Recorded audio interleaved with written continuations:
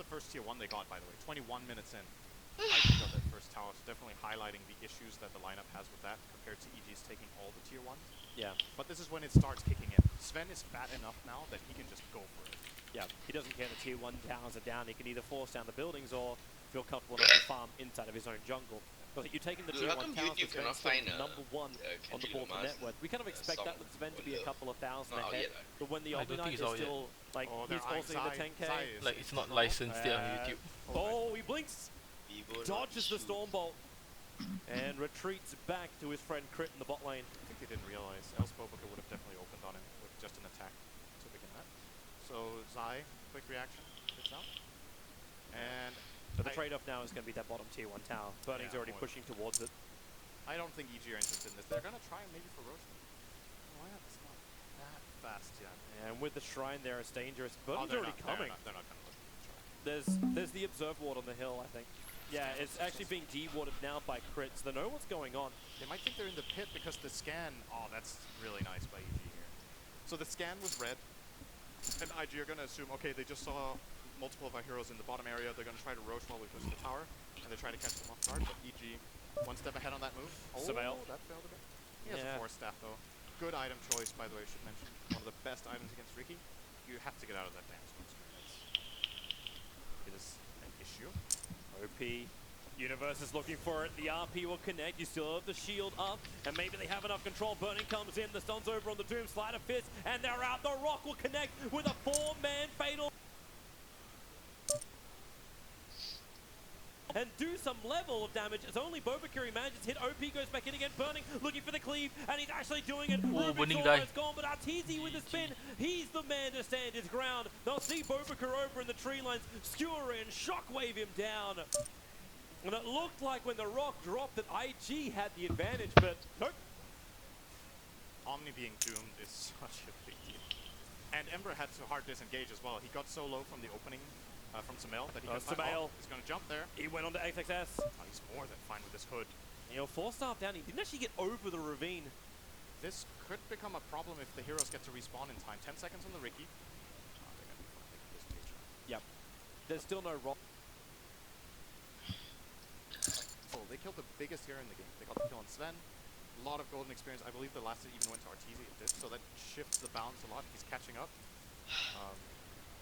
It is this peculiar matchup, Juggernaut against Sven, where, you know, in theory, Sven is such a great counter, but more often than not in games, you get these situations where Juggernaut gets a chance to jump the Sven, use Diffusal on the Warcry, and then all of a sudden, Sven is actually not that tanky. You get rid of Warcry, and he still has Mask of Madness running. Omnislash can take off a big chunk, unless Omni-Knight can cast Guardian Angel. But guess what? He was doomed. He's kind of out of the fight for 2 eternities and a half. Well, let's wait till the Agate Scepter's up. I don't think we're going to see it. Unlikely. The Doom is enough. Yeah. So here goes the tower. IG run back up there, taking advantage of EG's lineup having these long cooldowns. RP is a long cooldown. Doom is an even longer, 145 seconds on all levels. For a little bit of vision here. Again. He sees Zai. Oh, the Ember Spirit. It's a blind TP. Arteezy in 2 seconds. 1 second he let the ulti go, and Universe just blinks up an RPs. Let's Arteezy save the Omni Slash. And that was just Ember getting the information from Bobakir, but having no support, no vision of that TP. And that's going to cost them. Very nice setup here by EG. Seems like they were baiting Zai, actually. Sending him in and keeping the other 3 for TP. Right? Claiming this tier 2. And all of a sudden, this early lead that IG has kind of trickled away. I don't even know if you should say they're leading anymore based on the graphs, because now it comes down to, like, how valuable is the gold? Omni-Knight is not valuable if he gets doomed. I think he has to get this Lincoln's that he's working on, but that's quite the ways away. It's like 3,000 to go, a bit more actually. And Bobakir hasn't really been that front liner to give the Omni-Knight information of where he can position. It's pretty difficult to play Riki at this point. If you don't feel safe anywhere, Tiny kills you instantly. That's the problem, is that if there's any sentry and Tiny's in the neighborhood, you die right away. And there's no reaction time. It's impossible. Blink tosses completely instant, and you just avalanche. Bobakir can't really play to his full extent right now. You know, he delivered so much in the early game, but it's fallen off a bit. He went 3, 2, and 1 early. Since then, he has 3 deaths with only 2 assists, and hasn't really seemed to find the fights that they're looking for. IG just smoked on top of the EG ward. Arteezy knows about it, that's why he's sitting there. We'll send a couple of illusions down, just one to looking towards Roshan, one to bait in the mid lane. It doesn't burn the smoke as IG go further up the mid. Nice play from Baboka. He moved up close and his smoke broke, so he knows where EG are. He's looking for crit. And he's placing a sentry to try to get an idea of whether they have a sentry. So this is good stuff out of him, but they don't dare. It's too bad of a position. Even with RP down, they can lose this fight next to Shark very easily. So they back up, back to farming, back to the keeping the lanes pressured out. Because they're both still needing the space to farm up the Lincoln Spheres. Something I'm wondering if they're going to do. Does he actually have? Not yet. Burning needs the hammer still, but I was wondering at this point if they're going to start repelling the Ricky just so he no, Bunny's got the whole thing. Oh, you got it? Recipe's coming out in the courier and he's got the hammer on himself. He has the hammer on him. I didn't see it. So that's what he can do. So more than likely now they will be repelling Ricky or Ember and moving them in as front line, because all they need to do is get on top of EG with a repelled hero that gets to cast his stuff, and then immediately after Baboka can follow through and actually do a lot. Smokescreen is a really big ability in this game, just because of how clustered the fights are destined to be. It's so many melee heroes against each other that both RP and Smokescreen are like the big fight deciding mechanisms here. And IG are starting to close in on actually multiple lanes. That's going to be a problem, because then he will frontline for sure. Yeah. And this gives me more hope for IG actually, because their itemization feels like it will be a bit more impactful than what EG are getting, right? Especially Sumail, you know, his items are not scaling items right now. It's a lot about weaving in and out of fights. You have Blink, Force, and Echo Saber, but there isn't that like big farming mechanic item coming out from him just yet. It also seems to be really difficult for EG to get eyes on the Omni Knight this time around. Yeah. They've lost the vision and we hit nighttime. And they just don't know exactly where everything is, so Crit's going to be purchasing up a gem now. So the vision increase will be there, and it is Sumail who's the man to carry it. And they instantly find that fresh Observer Ward. But this also reveals the fact now that the gem is up. It could have been a sentry. They haven't seen the Rubik, or whoever the gem carry was. They haven't seen it. There's Sumail. It was didn't see him on the ward, I believe. I saw him walk out, but it would have been pretty quick. Like now they might have seen him on that ward. That's actually, they walked past this ward in the middle without finding it with the gem. This is a lot of information that IG have to work with right now. If they're going to wait here on the high ground and try to see if they can get a catch to begin with, and Burning can just jump in. Oh, good work by Crit. Ember can also be, Universe! It wasn't the full committal. He pulled out the right moment. He would have hit that, I think. It didn't look like Burning was ready to blink, but he hesitated, and probably a good idea overall. That could have got scared. Well, they still weren't ready to fight, because if they were forced into that engagement, and it's Invictus Gaming who had the high ground position, you'd have had to get the proper skewer out. Arguably, he could have made it. Might have been scared of getting slight chains. Yeah. Then that becomes a complete disaster if he doesn't get skewer out. He'll just RP, die, and then you run them down. And then you lose Roshan. That too. Sumail's hovering around the pit, still inside that shadow blade of his. Thanks to the Observer and Sentry that's there from Invictus Gaming, they were watching his maneuvering. OP might be the one who's in a little bit more trouble. Sumail did manage to find the Invis rune. Goodbye, Crit. And instantly really Burning goes in. Far, by the way. He has a full Scotty and a... Okay, looking powerful. Yep, he hits for 300. Burning still got a little bit left of that god strength of his, but he still hasn't finished up Roshan, so Arteezy leaves the healing ward behind. They get a smoke screen off Arteezy, forced up, gets him out of it. On the backlines was looking for Q. He didn't hit the mark, but they did doom up the Omni Knight. That's why none of everything else. Oh, the Omni Slash. Roshan cops almost all of it. Now you hit him off. Magnus and Arteezy. The escapee jumps in and out of the Invisible Roshan, but it's still not enough. And XX says he survives. He got through the entire doom with Zion Sumail hot on his tail, but he doesn't care about chasing him. He tanks the doom, and this will allow Invictus Gaming to claim Roshan. I think EG did the wrong split there. Zai, in my opinion, played this fight completely perfectly. He blinked on the Omni Knight, he doomed him, he forced the Warlock away, the Golem is very mediocre, but they didn't get to take the Sven out. Arteezy was kind of stranded alone, like you said, unlucky Omni Slash jumping as much on Roche as it did. Kind of sealed the deal for that fight. That actually looked, in my opinion, super good for EG, the way they got in there. Guardian, as you were saying, God Strength was ending. He basically didn't have it for the majority of the fight, and they got the Doom on the correct target. That should result in a one fight, but couple of misplays here and there. At least it really felt like it should have been their fight. But IG played with what they had. And now they get the items. It's the Lincoln Sphere up on OP. The Lincoln Sphere for Omni Knight is rapidly approaching as well. So that Doom, which has been so good from Zai, like Zai's found the positioning every single time, it's going to become more and more difficult. And the pressure is coming to the bottom tier 1 tower. Sumail already triggered off his shrine. Not sure if misclick or not, but he's ready to fight. The Ranger handing. Burning has God Strength off cooldown in just a second. Well, off cooldown. If this is a Daedalus game for Sven, or he should go for the Bloodthorn. Like, there seems to be a lot of good targets in this. If you can Bloodthorn the Mag before your RPs, or even better, Bloodthorn the Doom before Dooms. He's got the Daedalus lined up. He can give us Omni Knight a game, basically, by getting that on the Doom. At the same time, though, the Lincolns is coming up, so they know that there goes the tower. And what do I actually want to do? They could continue here if they feel like it. Mages on the Ember. It's still a fairly hard high ground to pull off. Yeah. And they still probably want to get more damage on the Ember. It's great he's got all this defensive nature, but okay, there's your Maelstrom at least. Good start. 冲涼了啊， Lock 坤 it in. 坤。 32 seconds until the rock is up. And he's also building into the solar Yes. Going to cause more Huh? Bling what? issues for Juggernaut, who right now is looking to finish up a What? Minya. So, Poly Breach. What the fuck is that, dude? It's on Steam, dude.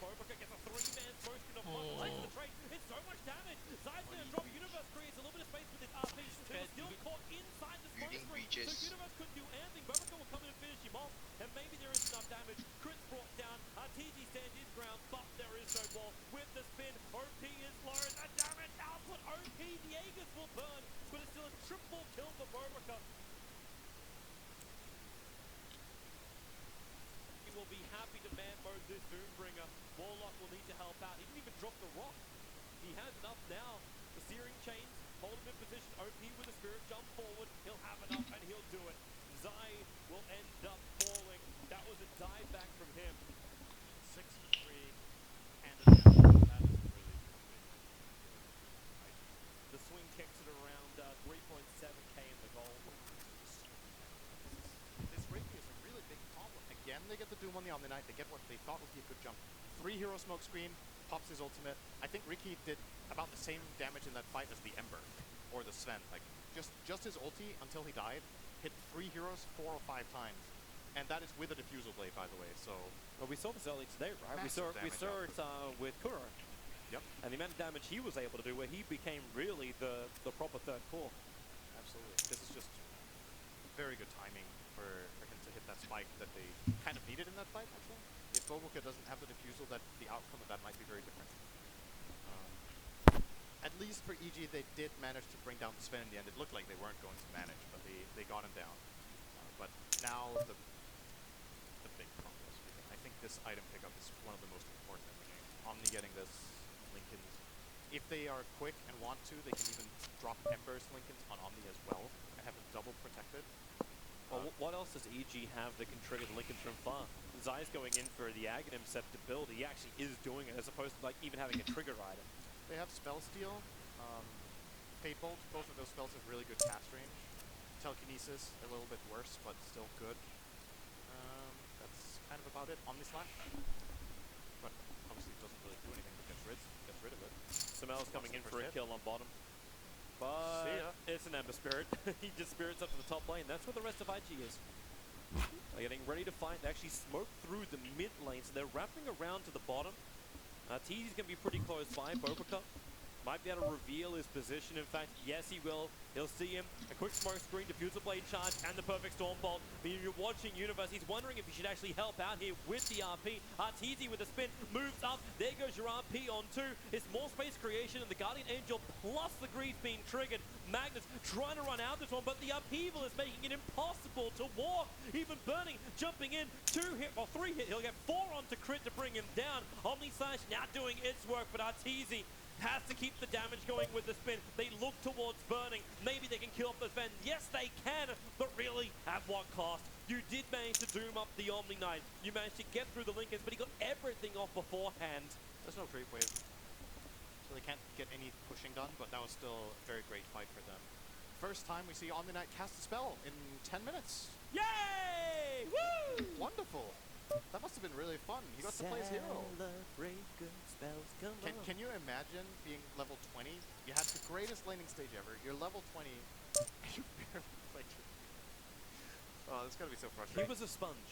But getting this Guardian Angel off and just casting a couple of spells, really major impact. We did, however, see in that fight what I was talking about with Jugger against Sven.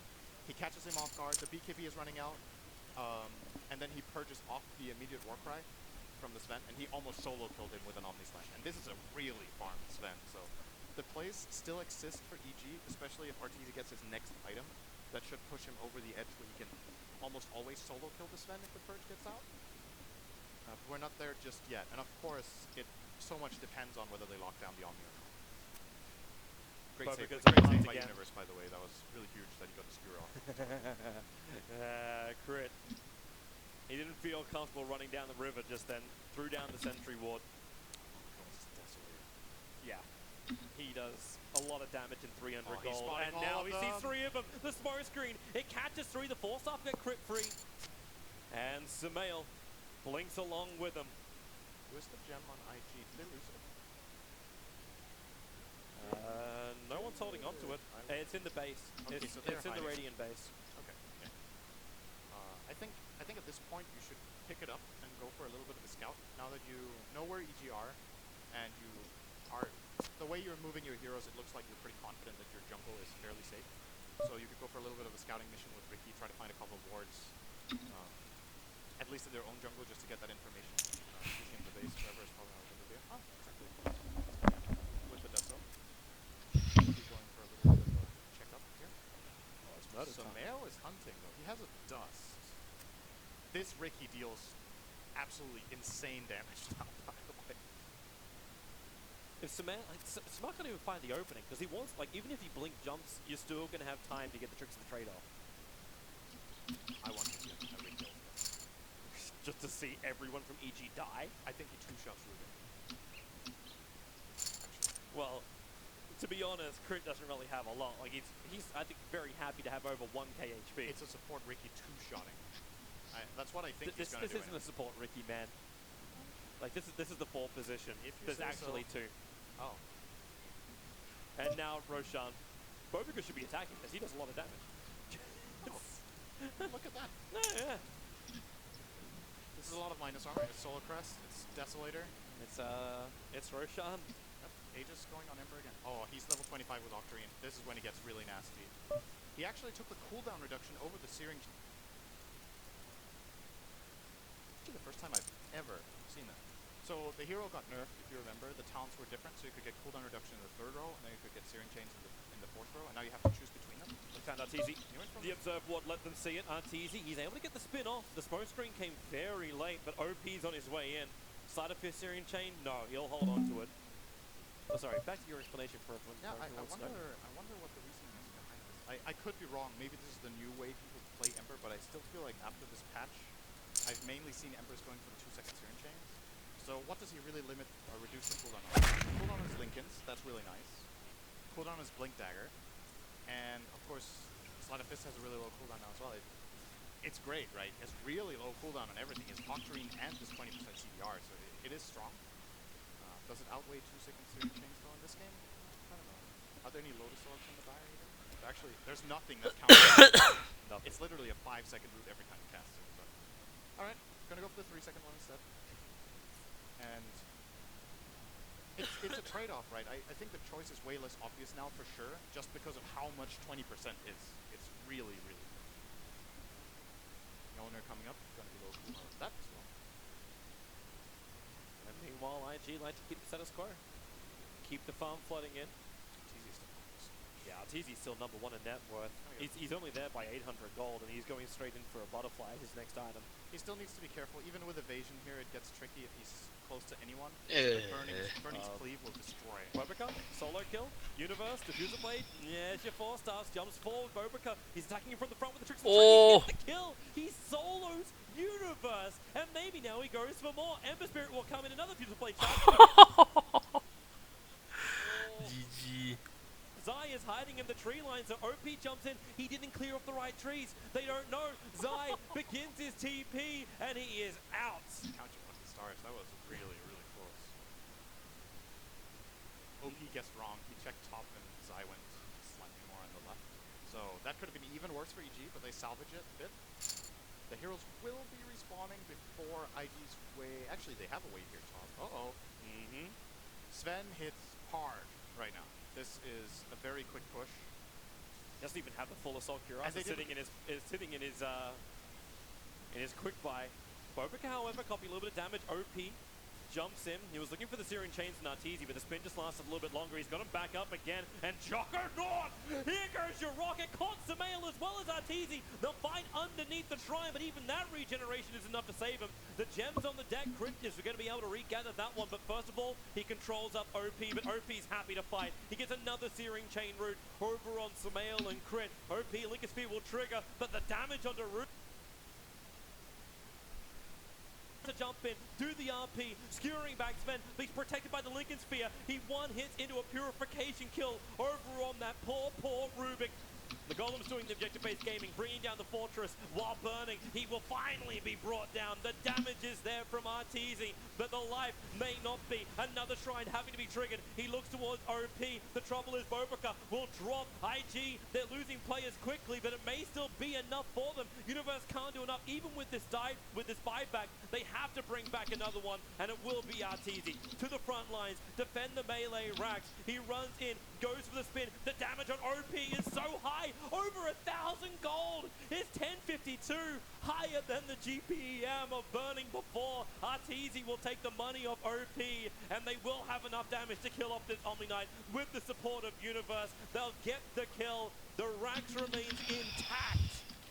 It cost them heavily, however, with 3 buybacks coming out from EG. Did I misread that fight, or did Arteezy actually kill Ember with an attack while he was spinning? He did exactly that. Because Ember was under Flame Guard, and I think the way it's coded with Blade Fury is that if Blade Fury is not dealing damage to the target, you can hit them with regular attacks. Correct.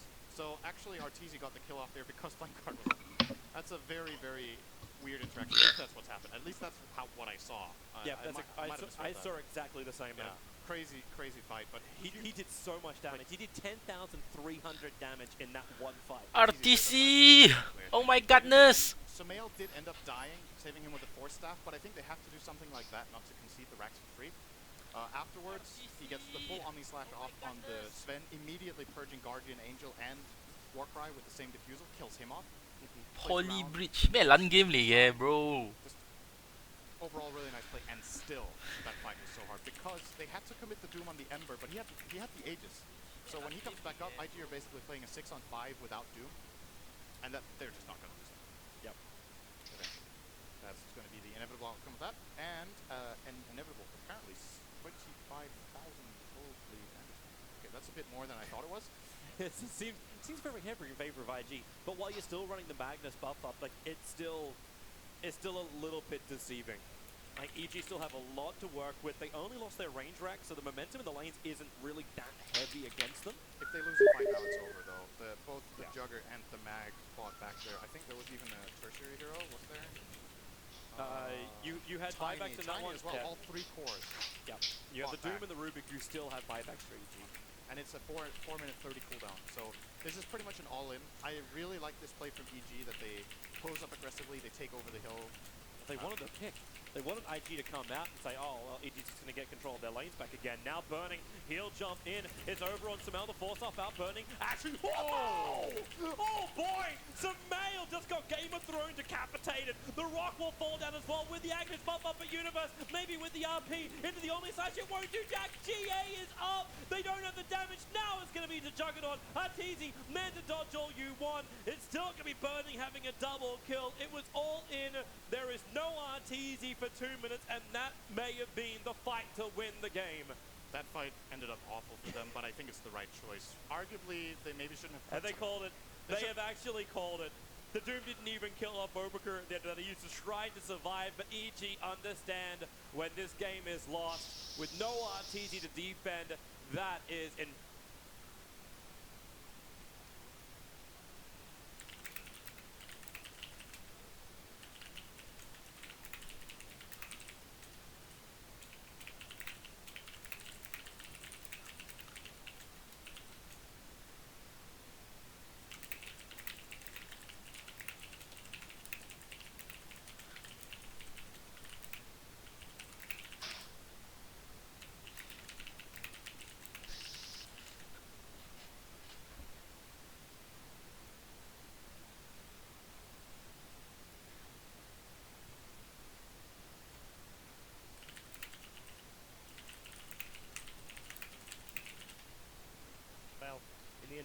turned out that way. IG really showing us why they are a great team. Baboka. What a Is it what a just down to the start. big god? Not definitely not just down to him, but that early like laning phase and everything was a lot down to Baboka. I like the thing that Synderen pointed out there at the end though. We were all kind of sitting there like, why did EG go for this aggro type try-in? Because Omni Knight versus Magnus, as we mentioned, is very hard for the mag, and we saw how over-leveled and over-farmed that Omni was. It was 13 minutes in, and he's level 13. He had an 8-minute Midas. Yeah, 8-minute Midas as well, so...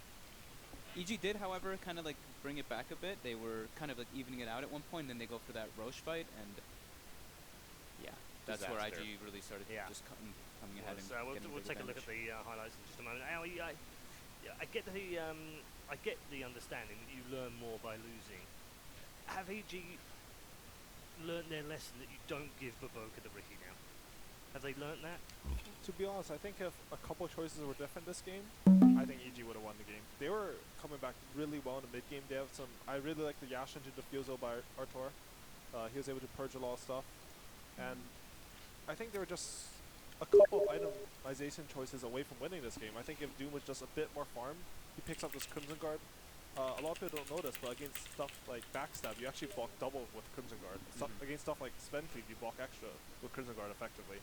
So something like that could have swung the tides in a lot of these team fights. Okay. As you can see on that graph on the match scoreboard, the road to victory for IG. We'll start with the fight of 23-20, which in some ways, Conrad, could have turned it around for EG. Yeah, it looked like things were going pretty well initially, and then everything just kind of fell apart. One key thing you see here is just Burning being able to get in and do the damage, being set up by all his other heroes. Baboka just setting everything up initially, and then OP being able to stop them as well. It's really difficult to say how that could have gone, but I think the one thing that IG did really well is make sure they keep them there so that Burning could deal his damage with OP keeping up that damage as well. Yeah, next highlight we've got is the Roshan fight, which is around about 30 minutes. These Roshan fights did not go well, Ellie, for EG, did they? They did not. I think this was probably the most important fight of the game. We saw... Can't quite remember what the very end result was, but I think...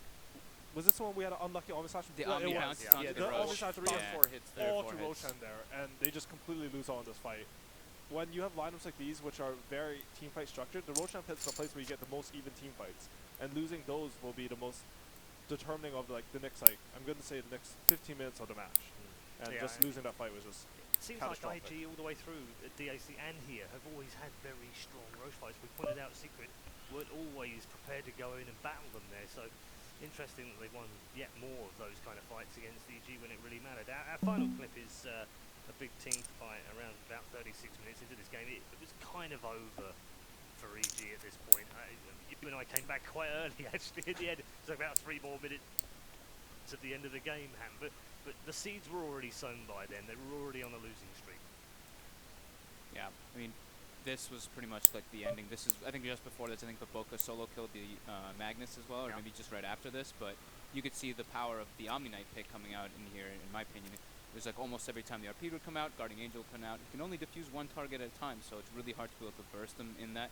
There's just a lot of different like ways to counter-initiate what EG did have from the side of IG. Yeah. You mentioned it before, as we'll just let that highlight play out, but there is a man that stood out in this game, and it was Baboka. It was, yeah. Easily the MVP. Again, a great play by IG all around, but this man seems to just deliver that extra something that they need every time they play well. It seems to be that he is the catalyst to that. Why? I mean, he seems to have such a good read on the map, like in all of the games that he plays. Honestly, like every single time he feels like understanding where the moves are going to happen before they happen. This game he killed 2 couriers, killed the bottom lane, goes top. He's already level 8 at what, 12, 11 minutes Yeah, in, he something was like that. super high And he forces a TP out of the carry. Like being able to do that at the 4 Ricky that early in the game is absurd. Yeah. Like, he just seems like he's like omniscient in some like type of ways. MVP Baboka. I mean, will the real B god stand up? I think was what we were asking in game 2, and he finally turned up in game 3. Sometimes it's like this. Sometimes I think Baboka forgets he's not the carrier of IG. Hey, Wayne. Like, Yeah. Today I'm the carrier. What just now? He just gets. What he Just now you not listening or my mic no sound. I think we would have seen Your mic no sound ah. After those items. Oh, hey, after this you don't write anything already, ah. He did everything Don't this write. game. You Oh. finish your current turn because I I'm think he did really not well. feeling too. so well. Like Fog was Okay, mentioning, okay, being in the okay. right places at the right You got how many tournaments going on? having those high impact Two. plays, like taking out those couriers. and getting those Doing well, ah, your this one. having all that early farm. Yeah. He's able to deal so much extra damage in that fight. Yeah, Don't worry lah, if I ring you still, I'll keep the PC on. Scouting the fights before they Okay. would happen and getting the positioning advantage. We'll hear more from Australia in just a moment. We do have an interview ready right now. Let's catch up with Burning, who's with Chief. Thank you, Paul. Sitting here with Burning as well as translator MS. Burning, congratulations on your series, first and foremost, of course. Now, the IG that we saw in this series just now seemed very different from the IG that we saw against Team Secret earlier on today. What adjustments did you make during the break today? 首先非常恭喜你 B 生啊，你取得这场比赛的胜利。那么我想先问一下的是，这一局 IG 和 EG 打的比赛和之前 IG 输给 Secret 的系列赛当中的表现有很多的不同。那么请问你们在跟 Secret 比赛打完之后是做出了哪些调整和改变？我觉得打 Secret 我们的整体的状态不是很好吧，而且 BP 做BP 做的不好，而且没有很深入的研究。哇 I think you can call right this spot. Yeah. 然后加上准备不足。This guy 准备的多一 bet 点， the flop 放 full 在 lah. 调整过来一点，所以最后呢，赢下一起。So basically we Lol, were 4-3 playing suited. against Secret. So first of all, we weren't in our best form and we weren't prepared really well. We didn't study them too much, so that's why we sort of lost. Oh, and we also had some problems during our draft. And we were playing EG. We were better in our form, and also we had better preparations for Team EG. And that's why we won. Okay, so in game one, not everything went according to plan. Obviously, lost that game, won the other two, but what went wrong with your plan in the first game? 所以刚才第一场打 EG 的时候，第一场比赛，你们有哪些地方就是没有太实现你们的计划或者想法？就是什么地方出错了、出问题了？ We go for the cracker lacquer. 觉得第一场主要是 Two people all in 对吗？还我们 BP 做的不好吧，尤其是小鱼圆这个点就没有办法处理，他12分钟就引到入侵我们野区，导致我们的空间被压缩吧，然后我们整体的就是经 I think 济 it's the 不 deep 是 stack 很 is 好 on the big 在 blind. 关键方 Fucking 面 so 有点 high. 可能我们有点急吧，然后我在那个位置被吹风了，然后 Tilting balls 啊。我觉得一个是 BP 吧，一个是宁波就像导致 There were other two important reasons. Wow, for my the info. Still, it's about. I think you can't call right. Yeah, I Can can't you call because actually of the call big it? blind. It was very difficult for us. With to this play 10 slot. For the bounty you can call ah, if you are the last right. Get two people two people bounty so high. We couldn't A7 deal with still got a lot of post swap playability. Yeah, quite a lot of equity. Wow, what a turn. Our space Yeah, but was Bastu. squeezed. I mean not Bastu, but Very like difficult miss for us. balls. The second one would be the really important Roshan fight. So I was initiated, so we didn't do that well in the team fight. So those were the 2 reasons. Alright, because in game two it was a very tricky game. You were dealing with a lot of pickup and split push for evil geniuses. What was your way to deal with that in the end? 第二盘比赛的时候，其实那场比赛也是很难说啊，因为对面 EG 的阵容有很强的抓人能力，而且有很强的分头带线的能力。面对这种情况的时候，你们是怎样去处理呢？还是跟第一盘差不多吧，我们就是被压制的很厉害，但是我们可能团战比较厉害一点，所以我们就是大家在一起。No! Could have been my pot, bitch! Fuck! Why no degen with 10-9 off? 带线也可以打，只能这样。 Oh, It was a little bit similar with No. game 1 and also our farming No. squeeze. No lah, if But, that 2 shot we were stack in bad could have been position yours lah. The big stack compared to there. game 1, so we were Yeah lah, trying do to shit. fight obviously. my- Big stack on my left my with bounty is team damn fight or sapayan. fight my team. If I don't reshove Yeah, wait. and then he shove me it's like If I flat and then he shove, he's like Well indeed. you know, Yesterday you bought a Midas on it your feels anti-mage bad. first item. We have seen a lot of Also Midas limits up, you cannot shove so wide. during these, Yep. Because if he suddenly wake up with hand high fade, Cannot. It'll be damn deep. We are 那么 both 在 Yeah. 昨 around 50 天的一场比 BBs. 赛里边，你的敌手是选择出了点金手，而且 For Chen Min is top 5 in 点金手的出越来越多了。想请问一下你对于点 IPT? 金手这个 What's 道 that? 具的看法？ International Poker Tour by Alibaba is Alibaba Sports. What the fuck? I In didn't know. Sanya. In where? 13k Sanya, China. 再往中后期打 Oh, 13k buy in, first place 2 million. 军事局的， nice. 大家都会选择用点金手去 They can hold poker tournament, but they cannot hold poker cash game, right? 后续的装备。 Is it? 认为 Yeah, gambling there damn fucking strict one in China. 合理的一种现象嘛。 If I'm not mistaken, Oh they yeah, yeah, yeah, cannot yeah, gamble. They yeah. cannot gamble, but I think poker tournament allowed, just not cash game. 就前期的一些钱变少了嘛，然后推塔设伏，咱们就是整体节奏往后拖。 But Sanya, the island, I think different rules, right? 大家都会出点金手去。 I mean, if it's part of China, it should be the same. China is not like America where they got different rules. Sort of believe The that fuck, wait, Jason, Yeah, you true. see this hand? this matter is about I have full heal, pay Which high. Wait, I'm seeing. So, and also Menos, every time you use it, you have 30 more gold than Wow. Go for. Flop it, it's Yeah, the go easy for. game. no Easy very game. clear Easy game. advantage or disadvantages in the game. I figured they got something like that If that, I wanted to call the Ace King German, but then the other guy can shout. Yeah, two-way, your equity too low lah. Yep. Too many overs. Come back. I actually don't have any words left after that. I have no idea how that translator is able to translate. Such Oh, both also require game, huh? Yeah. You can remember everything. Props to you, Mr. Translator. That was If you really run super deep, I just keep my PC on lah. Then you cash big, you belanja makan lah, okay? This guy bad. And G's in my pants. Oh my god, you got flush, you go bopian. I think probably a bit. I think they probably. Why you flat? Why you flat there? Flat lah, bye. I think Okay they lah, I probably scared built he. one up that I in. scared he jam with my. I mean, I scared he fold. Okay lah, he no flush draw there lah. Mine, he pot. Pot and fold. Dude, Good oh. I have seen before, bro. Already, I have seen Yeah, pot and wait, fold wait, before. then- No lah, that turn he don't have flush draw lah. I put him something like that already lah, but not so strong lah. I put him like 2 pair or some shit when he pot like that. No lah, that turn he don't have. Thank you, Jules, for review.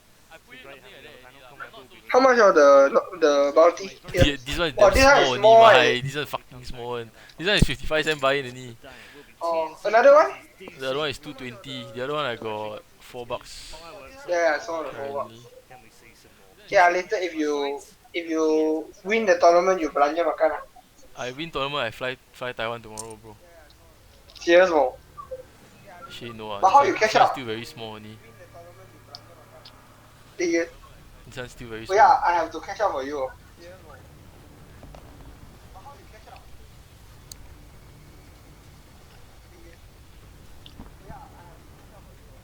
I need to win major then can. Fucking like $5 buy-in, win 28k kind of shit. Prepare for scuba. Preparing that's why I'm grinding now. Oh, we have hand. Prepare for scuba.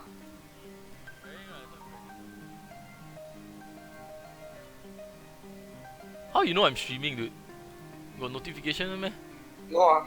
What? YouTube what? If anything, Phone also got. Handphone also got. Wow, you Oh. subscriber is it? Wow. subscriber. The number one. Wait, family. this guy 51BB just jammed like that? What is this? Como. Wow. I think you have to call, bro. He can have Ace King here very often. What is his stats? What is his He stats? just came in only 60 VP, 0 PFR, about 5 hands only. I think Go, go, go. it's a call, man. It's a call. With a small buy-in. Fuck it, bro. Go hard or go home. He could easily have ace 10, ace jack also. Fuck it, I Jack's a listen to below. you, I listen to you. Ace 9, okay. Bro, can you trust the Siap. pro? Ah? Oh, mahal that turn way. That turn way. Wow. Although I'm not That DPO turn with dog, my but high. That turn with bro. Don't it? wait, I'm lagging. Do you take the pot? Easy. Yeah, So yeah. easy. KO. Number You one. owe me you owe me 10 cents bro. Yeah, Africa number one. Africa number one. And I fucking help you increase stack to high Hey, stack Jiyong. right now. Jiyong. Yeah? Jiyong.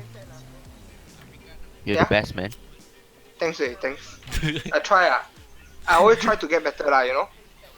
Okay. Hey, you wanna hear my motto? You wanna hear my motto from 5 years ago? Okay. No, you must show him Are the you picture. ready? You must show him the picture straight.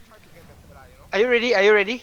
If you don't live life I'll- at the age you are just sticking up. No, I'll type at the chat you see Okay. Are you ready? No, I'll type at the chat. And welcome back to the Kiev Major. Day 2 of the group stages is coming Typing.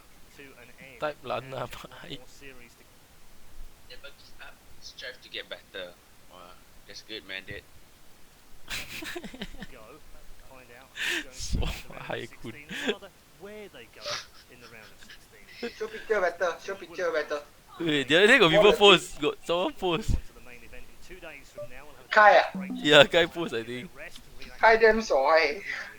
Preparation. Replays. Then we'll be back for the main event, which lasts 4 days. Copyright one copyrighted this one. And the 11th. Okay. We're going to head into our next game very shortly. The draft is almost upon us as well.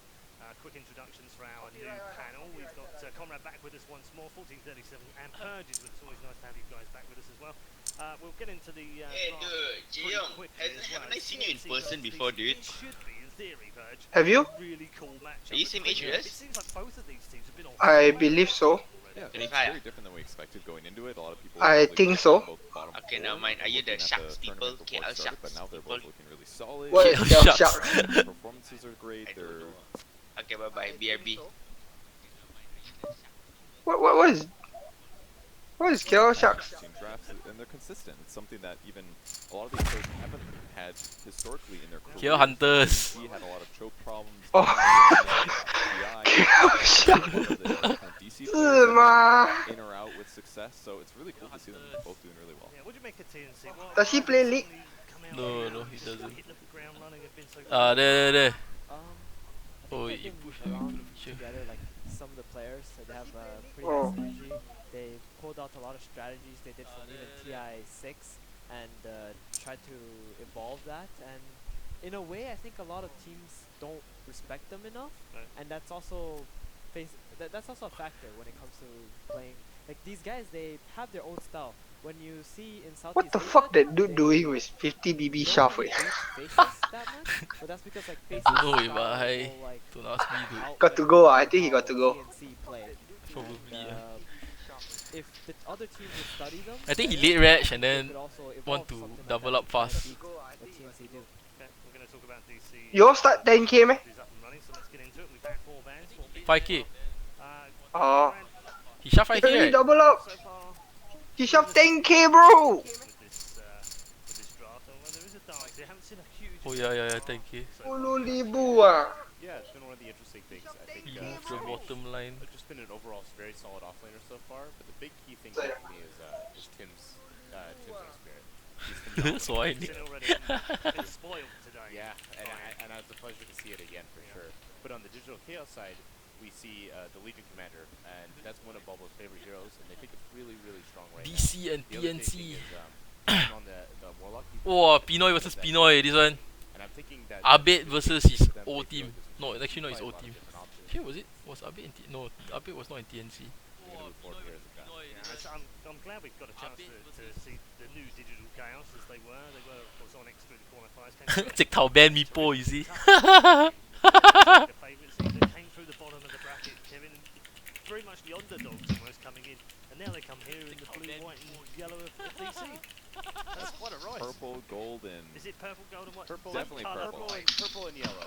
Okay. that's pretty. That's the easiest way to It's describe like it. it's purple and orange. Is it I see. purple? I see. Orange? It's Orange? definitely purple. 100% Okay. purple. Alright. Definitely not. Too many blue teams in Dota. Definitely way too many. Definitely way too many. But it's great to see this particular, the core of this lineup. Mason coming back at a major, straight Yeah. Bulber, obviously back yet again. Doesn't matter what team he seems to be in. He seems to be able to bring teams to majors. It's one of those teams where they grab like a really good player from somewhere else that got left behind in the roster swap. So it's like it's this huge underdog thing, and like you said, Mason coming back, Dubu coming off of MVP versus like a really successful team, and Abed as well. It's like another talented player joining the team. Boba getting his redemption, Demon getting his redemption. It is like the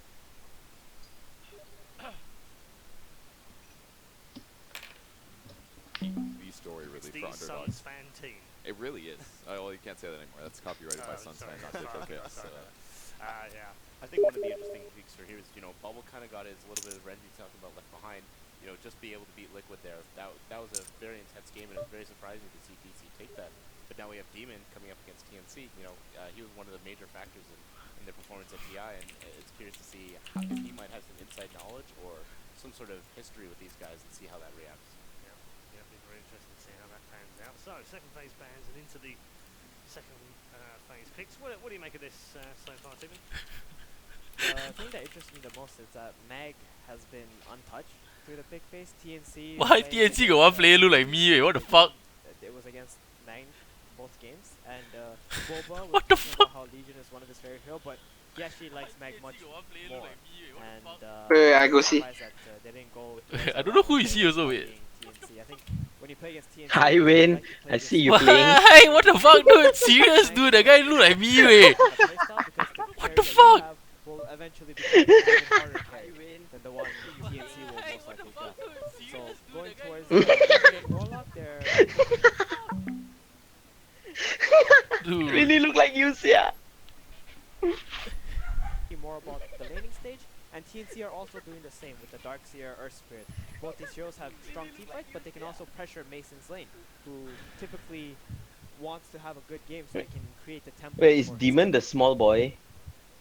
No, Demon is Digital Chaos and the. It's a great game. This guy. Very good against Ricky, physical damage, very good against. No, I meant the small boy. Who's the small boy in Small boy is DC? Abed. They can also combo with Oh. Pinoy also. If they don't get the right He guy. went play. I think. Oh, Abed went to DC, ah? Yeah. This is old DC. This is a new DC. Sorry. This old DC Chow already. They are called Thunderbirds now or some shit. It straight away move, total move, is it?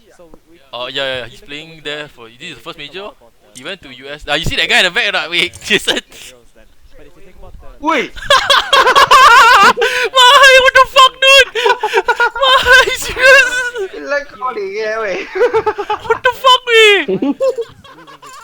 The doppelganger dog, wait.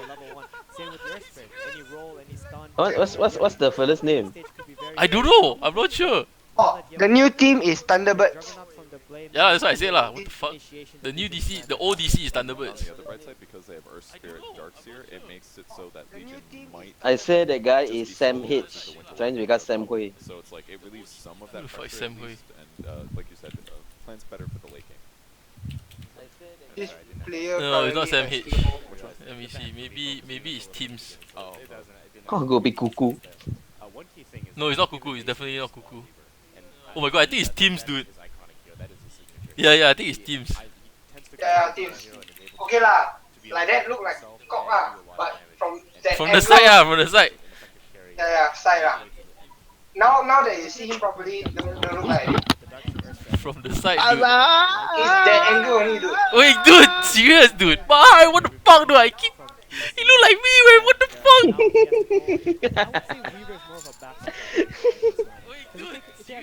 Wait, let me. Nick, I think I found my doppelganger, wait. Doppelganger? Dude, fucker look exactly like me, my high.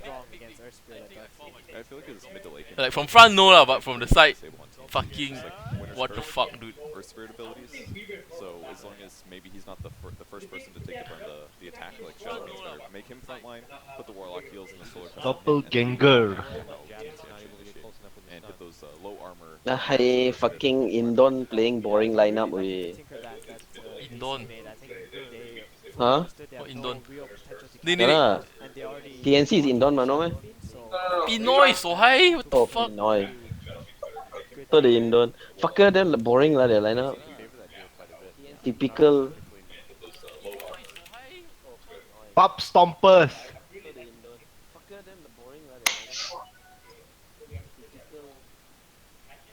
I call Invoker. but like you said, Kuku just went really soft. Then it will be the complete boring lineup. Oh my god, throw wallet. Well, thing about Tinker is a really spooky hero, right? Especially when it comes to the You go to the video, you rewind. your draft already or clockwork. Because typically you're trying to pick your supports and your offlaner early on. Oh, I was with so this that video. you can hide the No, like I want to show Nick my before doppelganger. you What are meme? Oh. in the game. So the Tinker, when it comes to Why you all watching on YouTube? Because YouTube can rewind. Oh. So last mid here. You rewind like around 444. So some teams survive. 444. Fucker, dude, that guy, what the fuck? Fuck lah, I'll just take a screenshot, dude. Is the goal. Invoker, Leon, Yeah, why didn't Tinker, take most of the mid screenshot? heroes that Kuku likes are already banned out. Maybe be a Storm Spirit, but there is a Ricky. Yeah. But the Wyvern can help against it at least a little bit. But the Shadow Fiend, Side view. that's one thing about the Shadow Fiend as well. I realized that as well watching. This is a save. There could easily be a Requiem. Buat apa kat situ, wey? Oi. Bro. Wait, Jason, you see this flop or not, Jason? Obviously, so they're gonna miss How one for? often, and it's just good How if for? DKD heroes are killing solo. Wait, let me see. Really Not yet. heroes. I think Patrol is really solid. Cannot fool, ah. No one ask you for, dude. It's a little bit ineffective. It doesn't Take the call bounty, bro. other than, like, Judge, but Okay, now we just shove him. My we're talking about that. Oh, yes, we got there. Woo! I think you should always check jam. The flop? Hey, you should always No, jam I feel flop, like he damn flop, damn big on flop. Turn I will jam it even. No, Cause I in position. semi bluff him, ah. No lah, I feel like I don't have to worry. He's so short stack, I want his bounty. I don't want to jam that and he fold, you know. I want him to bet there. I'm in position, I flat there. Turn, if he bet again, I jam. You get it or not? I still have damn low equity. Because when he bets the turn, right, he's usually committed already. He stack damn small only. If I jam flop, right, he can still fold sometimes with his air. I think Patrol's a good spot to call the right clickers. I guess in the bounty tournament, you want to get it in as much as possible, lah. Yeah, that's why. The other one, when I flop the shit, then I guess that one can jam lah after when he pots. But this guy, he still didn't bet very big on the flop. Anyway, enough of this nonsense. Let's head over to our commentary team for our final series of the day. In the capable hands. Wow, King 9, what the fuck? Thank God. Thank you very much, Fred. Indeed, the final series we're going to be covering here on the mainstream today, TNC versus DC. We've seen the draft, some very strong kind of iconic picks, as you were kind of as we had in the past. Mason getting his Weaver, something that historically that was his hero back when we saw him when we were earlier TIs. And of course, lucky for TNC as well. We're getting there, something that a lot of teams have just not want to deal with. We've already seen it a few times today. And it gets through. And not just that, beautiful combos come out. And the whole shebang's in What the fuck? What's that? What the fuck? Calling for the Siam, bro. This is the ritual I go through every day. Big pot, dude. Hey, Wayne. Yeah? Wayne. Yeah? You got set. You got, okay, I got pocket deuce on deuce jack king ace board. Okay. He got Jack, queen. Deuce, Jack, King, Ace. Yeah, so he got queens. All in the dia on turn, ah. So he got 4 tens and 2 queens. Yeah. Would you buy insurance knowing you are quite running not so good? It's up to you, dude. That one. Like. Would you buy? 6 out. 290 to secure 1.5k. Oh no, maybe not. Yeah, I don't think so, dude. Too much really. Looks like a standard laning set from both teams for Legion in the offlane, and for DC, and then Darkseid will be heading down bottom. We'll see how the Darkseid plays. His hero has received some nerfs, some mana crossing and This spells. guy, 6x. Boom. But we're seeing changes in build. I bet. Perhaps spamming the Iron Shell. We're going to see Sam maybe use it a bit more conservatively, and he's gone for a 4-man shield, so he can actually tank some blows. I like how in CS the teams cannot have betting sites as their sponsor already, but in Dota still can. Is that enough to be CS cannot meh? big enough annoyance for him? CS cannot already. Level 2 likely quite easily. And This TNC team damn sick, dude. The teams guy, the one that look like me, his position 4 is damn sick. Okay lah, This is the bro, TNC that okay. won the World Championship, right? We get it, bro. The ISF is it? No, was it? No, ISF. The No, Alibaba one. the Alibaba one, yeah. Yeah, yeah. My Alibaba First now wing Not is fair lah, gaming, dude. That one. Because their First TNC, wing they all a damn lot of strong. top teams didn't go. Yeah. Wings Gaming is called Team Random now. Yeah. Very careful with his Good. position. Yeah, they're alright. The rolls still connect, but will just be a little bit of harassment. Not quite enough. What the fuck is going on here? Baby.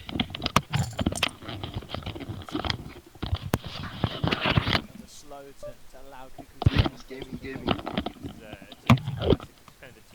Dude, this guy just jammed 40 BB stack with 7-8 suited. He caught a jam, sorry. He didn't jam. He caught a jam. I should have went in, I flopped trips. Cuckoo somewhat and just the Filipino. So we're gonna see it make an appearance here, but not an easy matchup. That blade through, yeah. He was actually dead there if he didn't get that blade through to dodge the third the C raise. playing right on the edge of the seat there, Cuckoo. And the top left. Thank you for your really chips. on his own. Up against Raven, Rio making the side pulls on the wide there.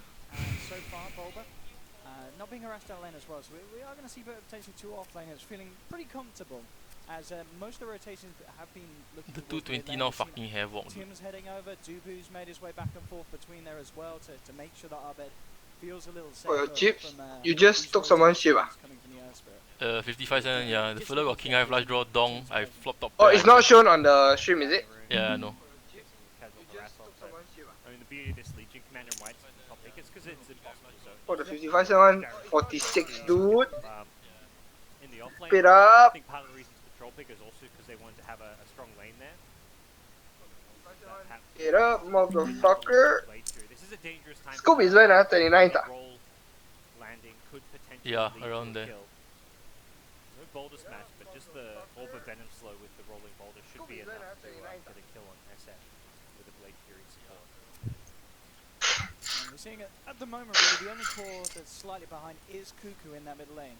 9 to 5, everyone else at the 14-15 CS mark. In the early days, overall still very close. But both safe laners getting the farm, not feeling too much pressure from the off laners.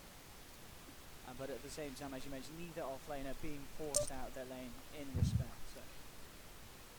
Yeah, so far Abed having the better of his fellow countrymen in the mid lane as When you go play KF Major, why never chill? extra regen Play no more sport, dude. well, being constant harass on the Cuckoo. Would you give up poker for 5 years to play in KF Major? No. Oh, Cuckoo! Cuckoo, look how low he's being bought. Abed doesn't have quite the mana for the next race. Cuckoo with the healing ward out, did have a Blade Fury as well. The fuck? How come Warlock's link now damn pain already one? How low he was, top lane Bulba. Low, but The Fatal Bones is a fucking Just pain now, in the IG ass. versus Yeah, EG. damn pain already. Yeah, IGEG that one. Quite sick, dude. it's like a Yep. maybe 1 in 3 chance of hitting a moving target. So far, no luck for Tim to Once upon a time, I can play at that level. Lah. try and work the game at level 2. That bounty room got him there. So You win laugh already, a something start wrong to go already. with the roll may be enough to find a kill. Be it in the top lane, we saw Legion get low earlier, the mid lane on the Shadow. Oh, Ace on the Sion. flop, Jack on the turn, Queen on the river? No. And those bounty runes making all the difference. What? Ricky got DD, is it? More effective with these movements. Has I don't his know. eyes No, doesn't look on like the it. top lane once The again. fuck, why damn pain one? The backstab ah. What? Going on to Rio. Apparently, the Turnaround is there. Fatal Bonds has been Clutch dropped. Gamers Coming with quite rotation good, ah. as well. Yeah, To that one ensure is the 3 Paki's man new for team ah. DC. They've got 3 on TNC. They'll actually get themselves the first blood there. You, They bring we out were there, what? We'll lose Rio in Thinking return. of the name. Raven Oh, sits yeah, yeah, in yeah. front, So DC will get the double kill. They at the qualified end. for the summit. That was a big overwhelming odds by Bulba there after those two. But all in all, fantastic bit of play for DC, even with the first blood not going their way. Demon not really the ideal recipient Highlight, for this. we He flop feels top pair. rather go the way of the Legion Commander. This get is the safe GG with spot. fast, but Oh either way, no, they will check. They're getting a couple of kills. The Think pressure on this top we lane, can just, including like- onto the carry in Raven, is proven to be very effective. Here. TNC are gonna Like, be my worried stack about is so this. piece Mid of lane shit front already. as well, and with top lane getting Oh pressure my god, now. GG You kena really snap gotta highlight. find something. Oh, Jack 10, siam. Siapa? Siapa?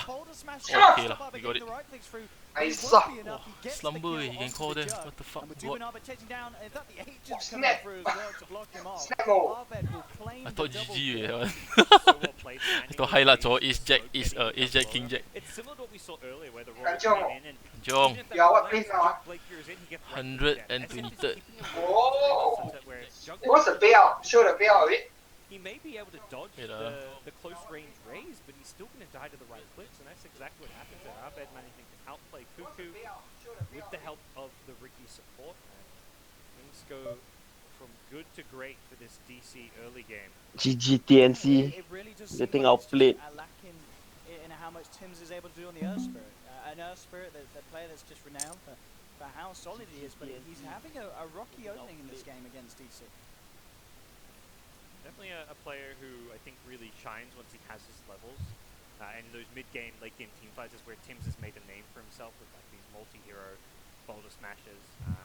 His early game is perhaps not really where he's really known for shining as much, but right now, definitely the weak point for TNC start has been the inability to find kills on the Shadow Fiend, and even that top lane rotation proving to be better played by the Ricky. And I mean, again, they try and go in on Arvid in the mid lane, but Tim's, he rolls in after the jug's already dead.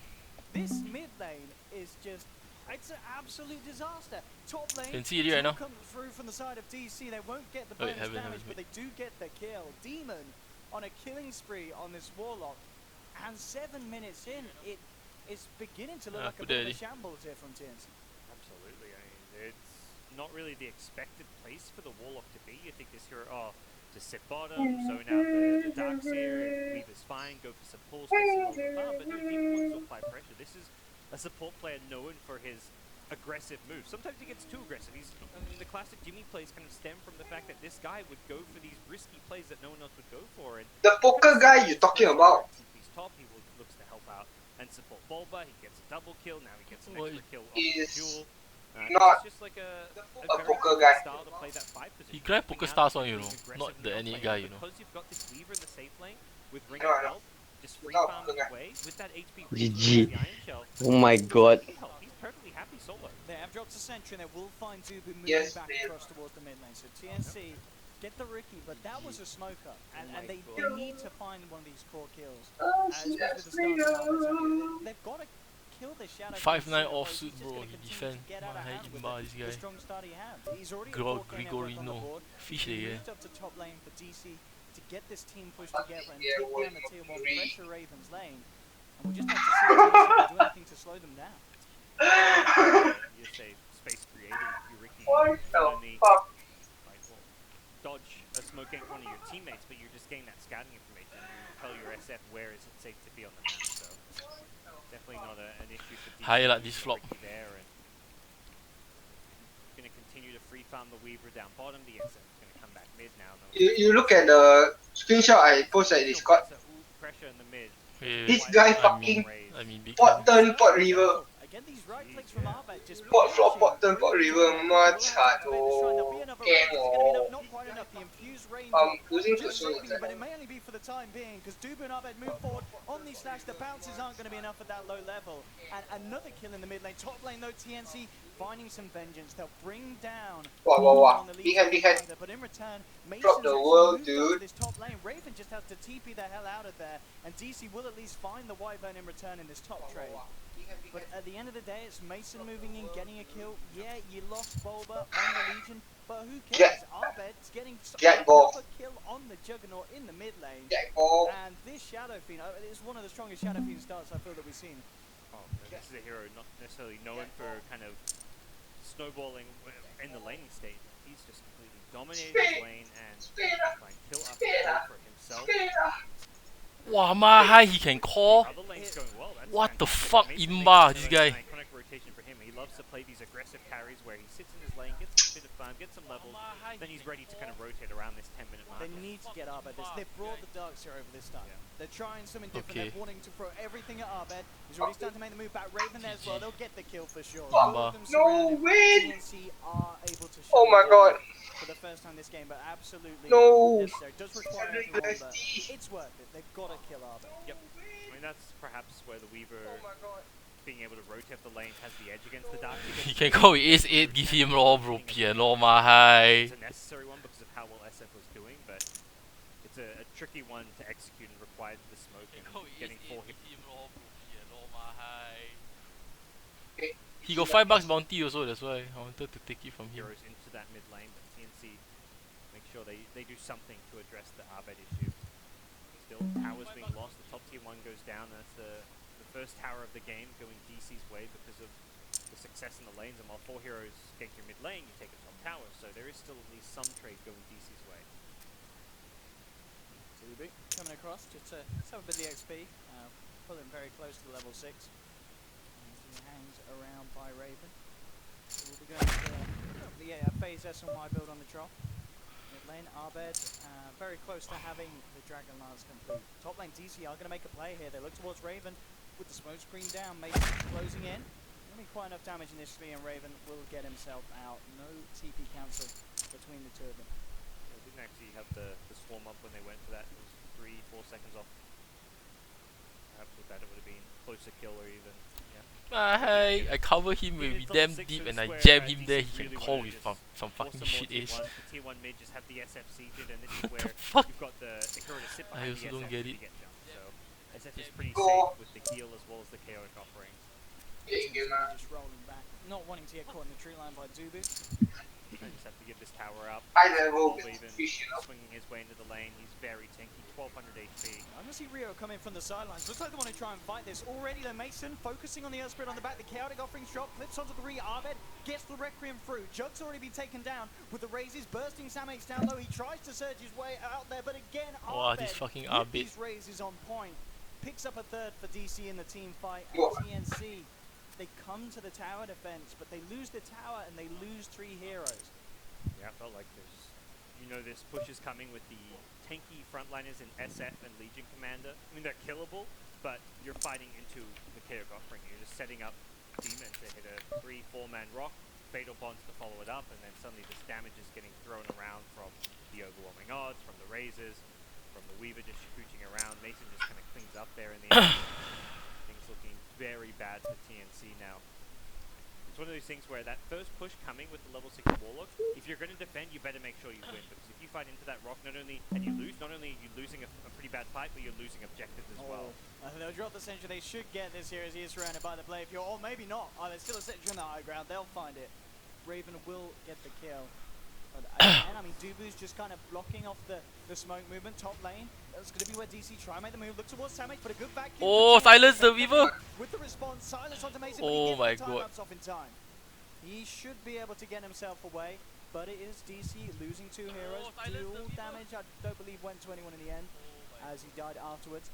He got down to like 20 HP, had something like 13 one-charges that he needed every single one of just to get himself out of there. Very close to killing Mason's Weaver. That would have been the big kill to Shaft time mode. by itself get TNT back Still in this game, okay, at least free up some space and give them some much-needed cash. 係 shaft 咗啊，冇變啊。 This guy open I shuffle. Yeah, I go sleep first, bye. Oh, I think it's full time. But this guy can be opening quite. He's VP, opening quite wide also. 35 dude. I think 冇變啦，cooler 就 highlight 啦。 Group up around the rock when it's up. If the fella call. Kind of split up a bit and farm the lane. Hopefully the big set fall. Wow, one guy got queens. King ball, king ball, king ball, king ball, king ball. GG. GG, he can turn like that, bro. He can turn until like that with king deals. Oh yo. Bo pian, bro, that one. Oh my god. I mean it's a good call lah. That is a good call, Mopin. Good call by him. No, you.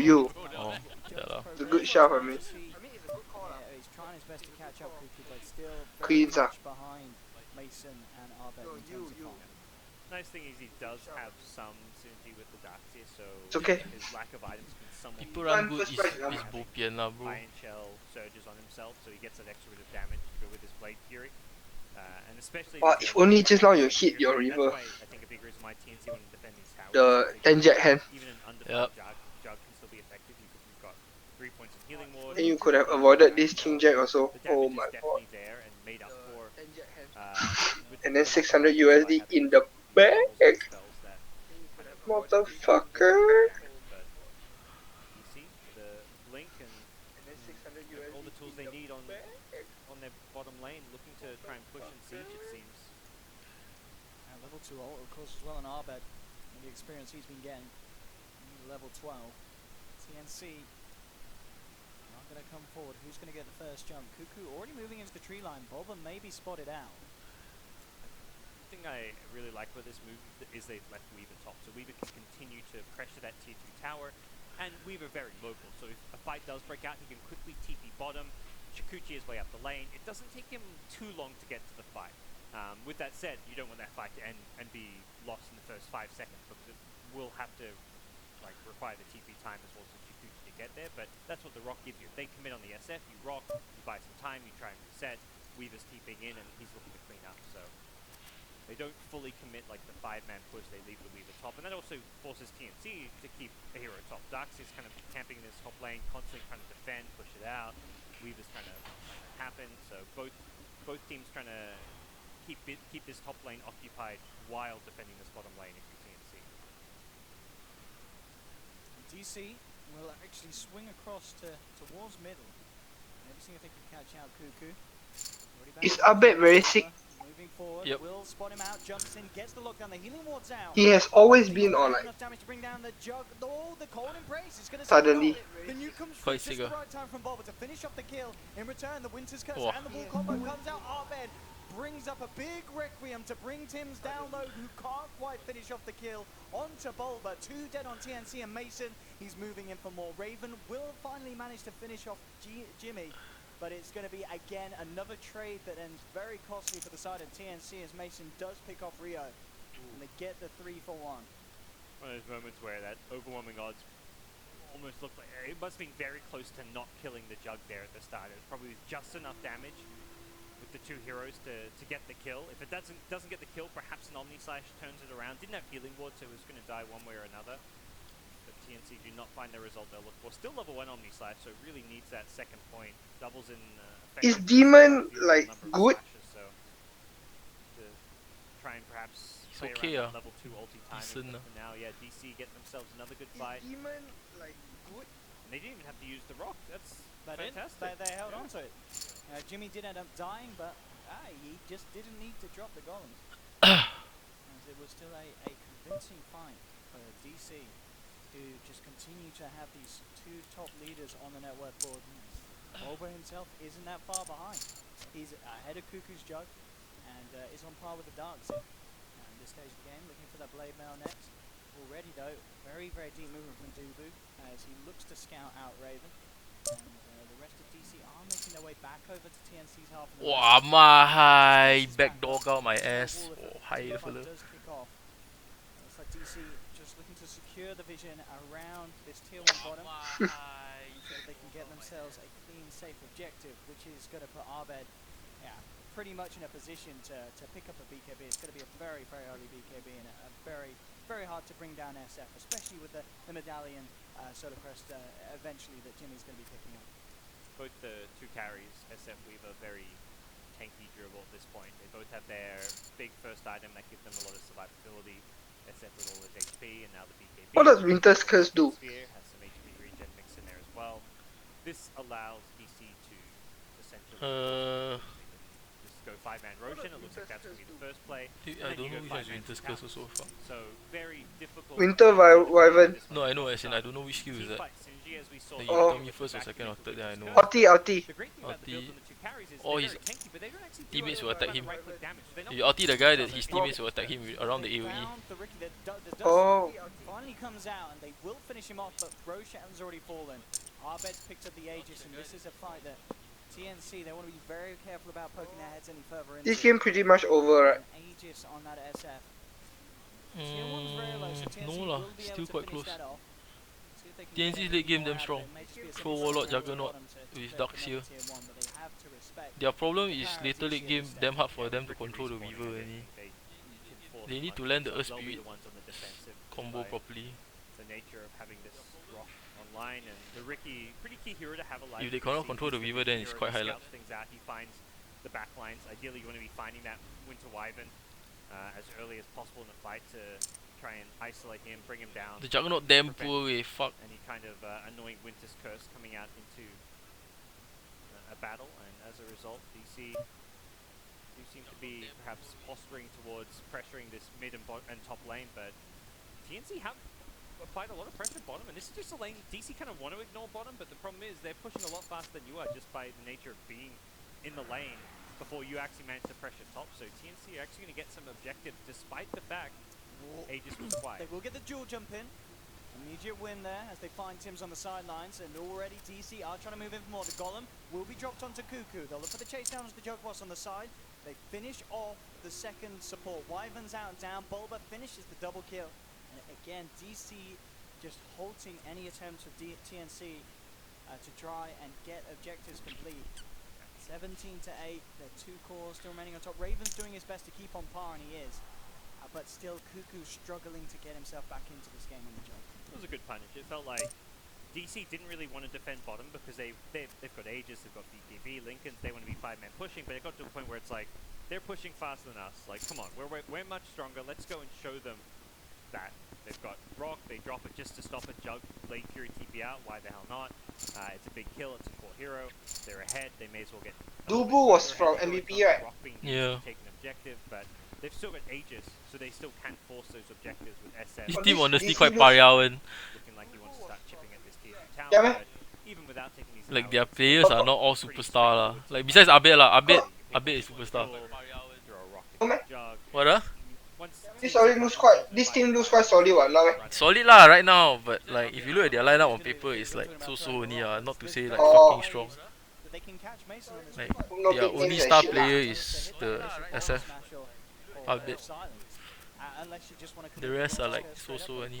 No, Dubu and Demon are quite consistent players, right? Used to remove that Lincolns before using a Winter's Curse to catch. So only lah. I wouldn't say like super consistent lah. And what we saw last fight was Tim's the Earth Spirit, the one hero that you mentioned that can control the Weaver, getting jumped on. Yeah. If you find him with a Ricky, if Legion can get a duel on him, that's a great hero to kill at the start of the fight.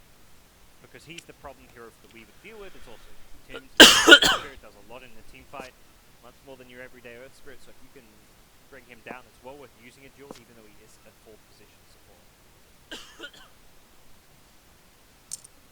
Dubu is getting some vision up about halfway, or just over halfway, and Pat Fru's diffusal blade is looking to pick up. And, Deso now complete for Mason. And that's going to step up the damage top lane. Bulba has gone in with the duel. Demon will be there to follow up. Doesn't quite have the chaotic offering. In fact, with the BKB Raven able to turn and go deep. Tim's rolls under the tower. GG Team's highlight. Because Mason is there with the Desolator and will rip through Tim's. But a TNC, they do again get a core, just cost them the support. And these 1-for-1 trades, when they are behind, it's absolutely worth it for TNC. Yeah, absolutely. That's buying themselves some time. With Aegis up, you don't really want to fight into a 5v5 or put yourself in a position where you have to defend towers against the 5-man Aegis push. So that's why they were split pushing bottom, finding a pick at top. These are the kind of disruptive plays you can make to deter, well, not even deter, but just to outright prevent your opponents from being able to 5-man. Whoa, the TNC come back. Use this Deso pickup with the Aegis to just take towers, but Bulba gets picked off top. Suddenly things not so straightforward, the Aegis is going to be expiring soon, so end result is that all your tier 2 towers are still standing, at least for now, not about to be changed, but you've still got 2 tier 2 towers up on the map, and that's with the Aegis being picked up, as well as the Desolator, so DC don't take a ridiculous amount of objectives. Look at this wraparound from TNC. They want to try and punish DC for coming across. They've got the Oh, GG silence already. With the follow through suns, they try and purge it off. Can they save the Weaver? They can't. The vacuum wall combination comes through. Abed will put the BKB, get the Requiem off, but the bashes from Raven controlling him. The Winter's Curse is there out as well. Abed has to get himself the hell out of here. Raven looking for the chase down. Demon with the heal will save Abed, but he pays with his Fucking life. Raven monster kill already. What the fuck? Trying to do his best to come He and make sure the other day got the most kills in the pro match. Did you see that one? No. He got 33 kills on the Spectre with that triple kill. against OG. They beat OG, you know, the other day TNC. This teams his support is damn kang already. He's Earth Spirit lah. His Rubik also damn kang. All the high mechanics hero for the support one, he's damn good. The silence gets purged off by the Legion Commander. As that happens, the Boulder Smash hits him. If he uses that press the attack, 0.1 seconds later, he purges off the stun. The press the attack gets rid of the stun or the silence or both, but the stun hits as the press the attack goes. So he managed to. Tim's new. I mean, whether I guess, I mean, he probably sees the Legion running in to use it. I don't know whether he's trying to time the stun as the silence ends. Perhaps Bulba could have waited an extra half a second until the stun was thrown. Either way, getting the stun right after the press the attack meant that it didn't purge off the stun, and that was where Weaver actually ends up. I think this one TNC win. Very different fight. They cannot fight head up if their Weaver just die cock like that. Turnaround, so that was the kind of deciding factor there. Can't quite do enough about Abed though. Abed still very, very strong in this game with the Hurricane Pike BKB. Kuku has finished up the Manta style, so if Weaver can run around in the team fight, then they still got chance. Oh, if they first kill all the Weaver, then GG already. Oh, fucking Juggernaut throw Warlord. He's just gonna stand and fight and everyone die cock. Will be the Blades who's going up, so really playing for the team here with the side. Toilet, we're back. Yeah, that's after. I mean, he's the most farm core by a big margin, so going for a Vlad's when he is the hero, you're hoping to dish out the most damage. But definitely a game where armor is going to help a lot. It's all physical damage. The life steal. There's a lot of going to be head-on-head, just right-click battles between him and the Weaver, the SF. And heroes like Ricky and Legion Commander. Vlad's just going to help even just if you're getting jeweled up or something. So a different, more utility pickup, but it's an item that is very valuable. And I think it suggests TNC are expecting fights to go on now. They want to be as strong as possible because this next Roshan is coming fairly soon. So Roshan is going to be on the mind of both these two teams going into this kind of 30-minute stage of the game. And that's where you want to buy whatever items you can get for this next big team fight is going to decide things like who gets Roshan, who takes the next few big towers. Unless a team like DC can force a free Roshan by pushing out lanes, but maybe not so easy at this point considering TNC's recent success. Simple tier 2 for tier 2 trade between the two sides. And look, the Solar Crest of course now done on Jimmy. It'll be extra little hard to take down these DC cores if Jimmy's able to get himself in the right position. It's like MKBs are going to be pretty crucial. Deal with DC's lineup. We're going to see a Butterfly SF. You've got Solar Crest. Definitely need MKB on Troll it, probably after the Vlads, but I think Raven thinking about going in on this. In fact, he blinks forward here into DC's line. Fucking gangster, this troll. Pulling them away. Raven feeling incredibly confident. Bobo will jump forward, look for duel potential. But Raven already on the retreat. Dubu with eyes on Kuku. Oh god! What's the plan here? They're going to look towards Boba. Boba pops the blade mail. We'll get the duel off the counting offering shots as well. But in fact, the goal lines are turning feeding into Arbed. He's been bumped. Oh, nice lag. GG already, this one. Dubu chopped down. They've lost 2 on Digital Gatos, but Arbed with the big Oh, ultimate. I bet make play already, this one. Jumps forward with the Hurricane Pike. Looks like it won't quite get Kuku. But it's a close one, and 2 for 2 ends up being the trade. Mason will find Samage. Private toilet. Did I ask? That's what I thought. Private toilet. Hiding in the pit. In fact, well, Raven, he hunts him out. Jumps straight forward. The Hurricane Pike out will be there from Arbed. And see, be very, very careful about how they go about this engagement. He does have Winter's Curse back online. Both teams keeping themselves grouped up together, preparing for potential fights. Such an important Roshan. TNC want to try and perhaps find a jump very soon before that wall of rock comes back up. So that's going to be all too easy. They will scout Roshan, but keeping himself in the pit is perhaps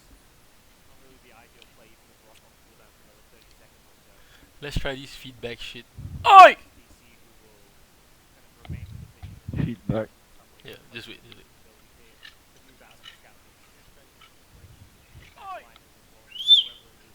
Okay, there's that. Let's see if there's a second loop back.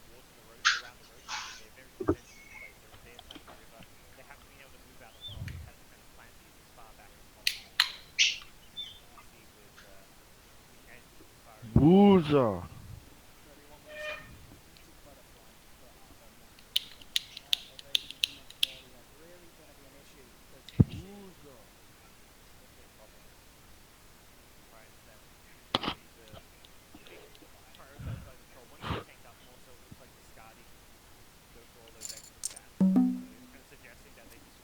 Wow, SF can solo Roshan or not?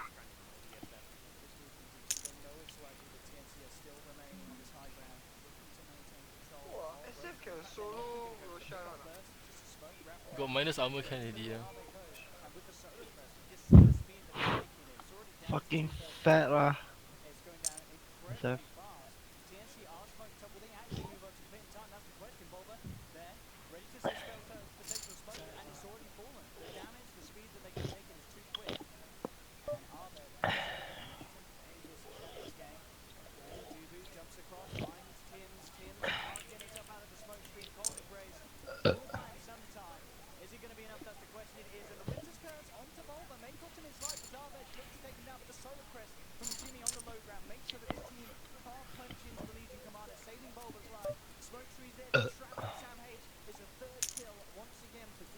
Nice pocket 3 takedown way. Pro to that one. Cheap Sizing is leader perfect. way. Easy. On the table lah. Yeah. Nice pocket 3 takedown way. Fucking aggro way. Wow, TNC beat EG. EG, that one I don't know. Wow, this flop. Not OG, This bro. flop. They beat EG. I thought they beat OG. 9-10 too hard. You see, you see. It's about the same. Ooh. Oh. 9-10 too hard. Jesus flop. He got sad, dude. Fuck it lah. Let's go. Wow, troll fucking sick, dude. Oh my god. Wow. Alright, we got there. What, chop ah? Hi. Chop. Yep. He got 8 also. Troll, wow, Yep.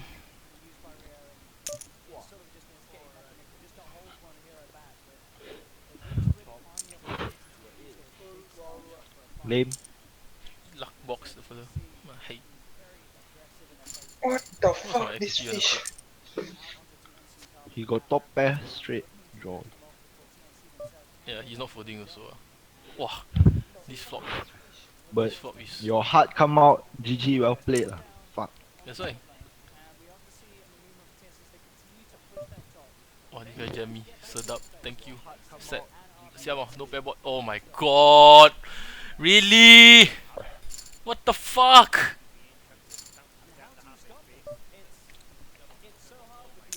Flopped it versus set, GG. No sweat some more, man. Bad ball on the turn. On. Turn.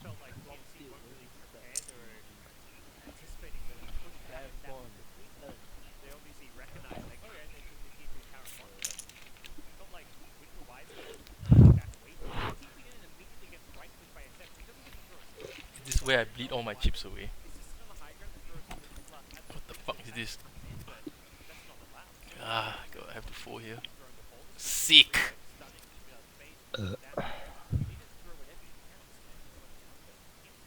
Shaft reshuffle. Yep. Good fold, Wayne, good fold!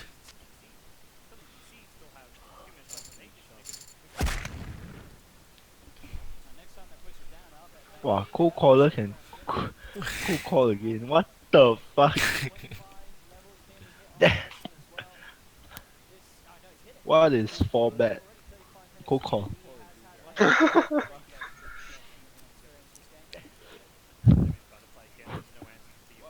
Seven's good, seven's good. Good, all the 1 ace for him 什么 my 可怜 Seven's good. Hey, what is that buff Why SF hit so fast one need to see oh I think it's the LC second skill Oh. it will remove stun also in that one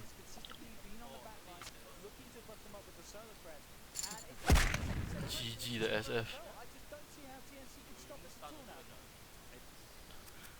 highlight cuckoo oh the throw high kick already oh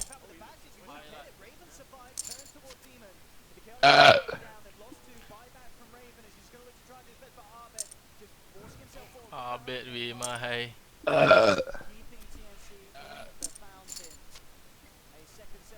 don't fuck with bet dude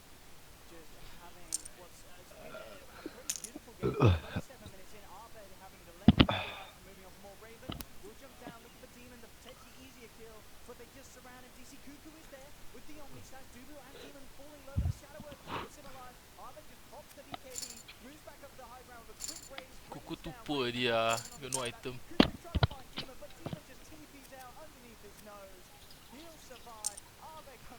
GG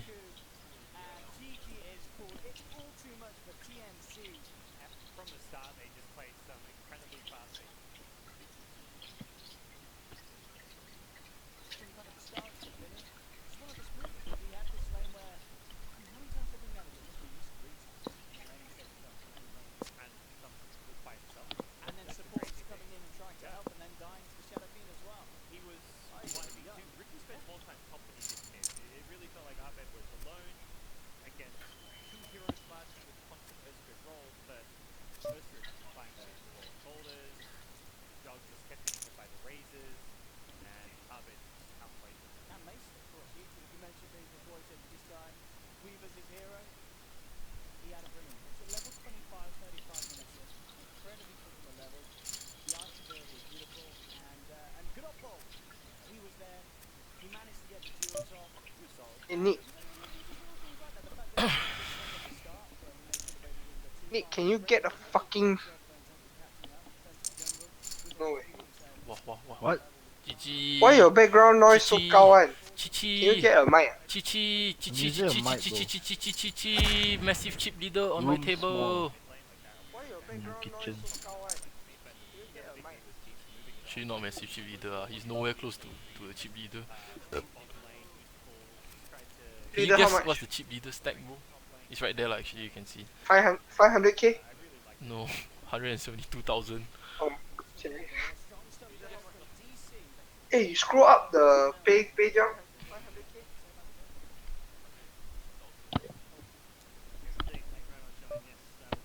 Hey, you scroll up the pay jump.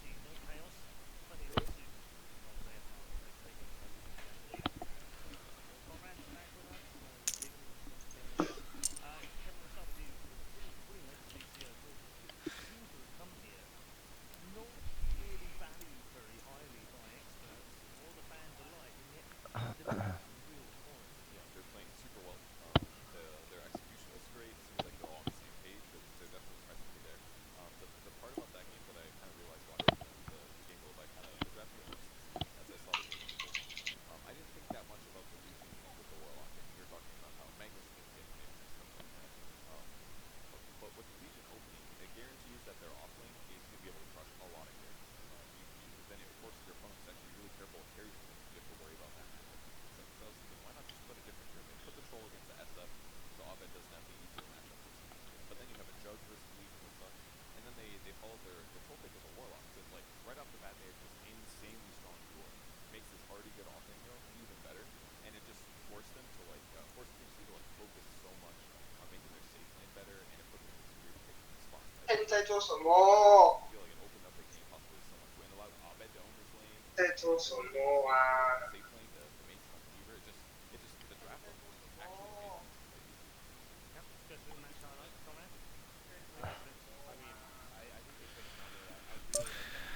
what's this I have to call right my fucker 丢你啊星 come on this kind of flop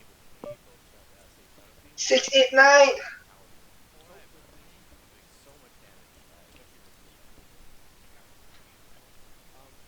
We talked about it pre-game that TNC were taking a risk in the draft. They picked Wyvern against the Legion Commander, although the Legion was first, but you could already plan to have a lineup where you're countering this hero, at least through the lane, so he doesn't have a great game. But taking the risk of picking the mid-game, late-game oriented lineup and risking your early game, I think DC just punished them in that aspect. The shadow picks were clearly cut mid lane, and the Legion got a lot in the off lane, and once DC started rolling, I think the game was just way too fast-paced for TNC. We saw this fight right here. TNC get a good pick on the Weaver and then take his team fight, but it still wasn't enough how much they got off the map after the draft pick. Yeah, I mean, you mentioned pace. Something we normally would associate with TNC. You know, they like playing at pace. They like running at you. They like having this high-paced game. But yet this one, they couldn't keep up. Right. There were some people who are comparing TNC to the old MVP, right? But if you look at DC, they got the original MVP player, Dubu, and he's done a really good job of making DC into this really fast-paced oriented team. Him Wow. and MOBA, playing What the against them fuck? a lot, they're very quick on Donk! offense, and they can already see the I don't know, dude, this dog. Flash draw. This dog is like, what the fuck? So what, the guy can bat turn and then now he can tank river. Like, what the fuck? What the fuck you tanking, bro? What the fuck you tanking? 4 lah, what? King high maybe. What the fuck? King high flash draw. On a hero.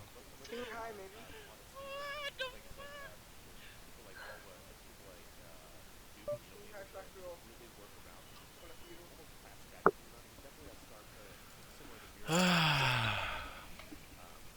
just gives him the space and the way back into making the turn.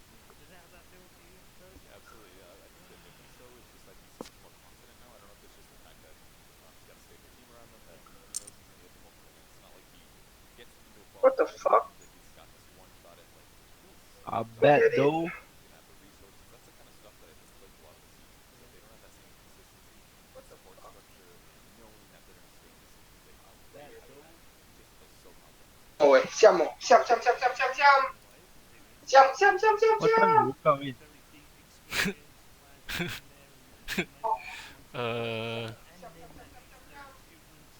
Don't really remember. 7? 8? 7. Around there, I think. I think around 8. No. 1, 2 o'clock. Alright, we got a Razy Big here.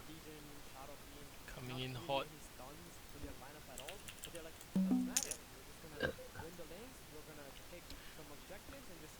That's the kind of playstyle DC always want to try and play. In terms of MVP, situations between Jarvan and Pep is 13-1-10 on the SF. Pretty impressive. You can stop right there. That's the guy.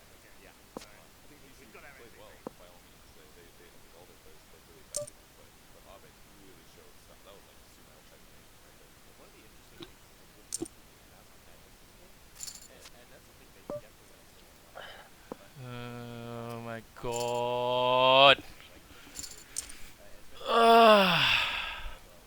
Should have bet flop. really start to see that damage. Yeah, I think it's just so that he can guarantee kills on heroes that won't if you're in control and a jug. The name of the game is to make more single target damage and more attack speed than them, and I can balance it away around stuff. If you is he falling or river bet? Nah. Maybe if I jam. But then again, he's quite fishy, I don't know. Based off what I've seen him do. I didn't want to check, I didn't want to bet flop because it's not going to get much done. Like if he has a king, he's not folding. And like, I can wrap the king on later streets, but the problem is the jack is the damn bad card and he bet half pot there. Like if I wanted to do something, it's probably on turn. Yeah. But like there was another guy behind me, so I didn't really wanna fucking just like YOLO raise on turn and then kena rejam by the other guy. And he bet quite big on turn also. He bet like half pot. How are we supposed to create something that's so balanced in like DotA and it's one of our own GG, baby. You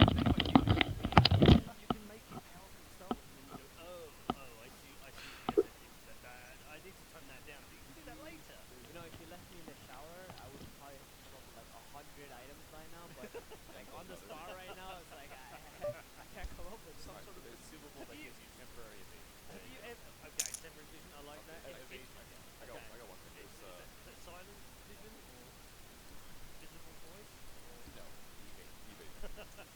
There's a couple like categories of items that don't exist, and that I mean like stat types. Like for example, like, there's oh no, my fell out of an item. I was thinking armor and intelligence. No, there's maybe like no, I'm sorry, I lost it. But there's some items sometimes where you're like, oh, I need an armor item on a system. You know, well I have to build either like mech or medallion, or there's so maybe like a early-ish game item that gives armor that maybe supports goodbye is something ideal. Maybe that's too OP for another strength system. I feel like there's a big gap there. So something like that. I think. How about an item that when I buy it, it motivates my team to stop looting and play the game with me? So report to system. try and win. We just caught that item. How much gold would you give to get an extra report at the end of the game? There you go. There's the perfect item. Auto report item. Wow! Auto report. Then if your team thinks, Really? Really? Wow! Wow. Wait, these people too good lah, weh. Listen, I too GG already. Hey, you're tilting, wait, bro. How am I Don't tilting? tilt, eh. How am I tilting, bro? What the fuck? I don't shove that river after I float the flop. Hey, you're tilting, wait, bro. How am I tilting? Don't tilt, eh. How am I tilting, bro? What the fuck? I don't shove that river after I float the flop.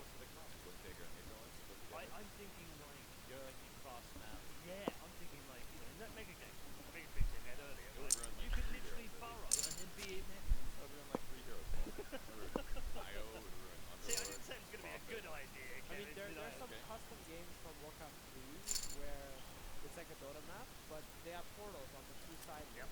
So if you walk through one portal, you come through the other portal out the other lane, and you can like just keep going back and forth. What a rotation.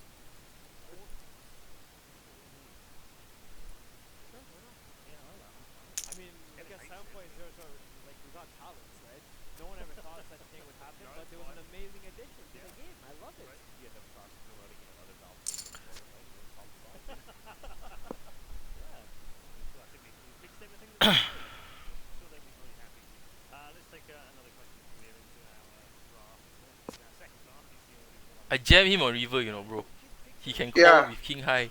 Like, what the fuck? Okay, lah, that one. I mean, I float there, right? Is if he check turn, I'm jamming any river. It's not tilting. What the fuck? Yeah. No, I'm not saying you're tilting the hand. Then after that. What? Oh. I mean, what tilt? No, I'm not saying you're tilting the hand. After that. After that, I got tilt, meh? No lah, I'm just jokingly say lah, bro. Chill, oh. You are tilting me, that's for sure, fucker. Or am I?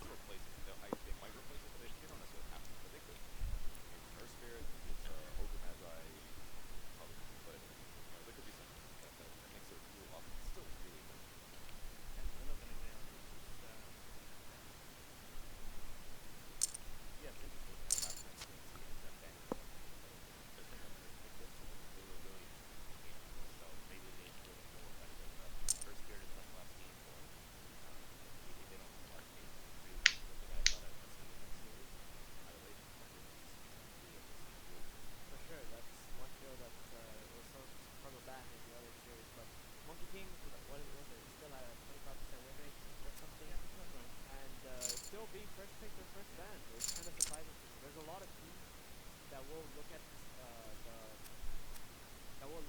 percentages, the stats, and they will not touch those skills anymore.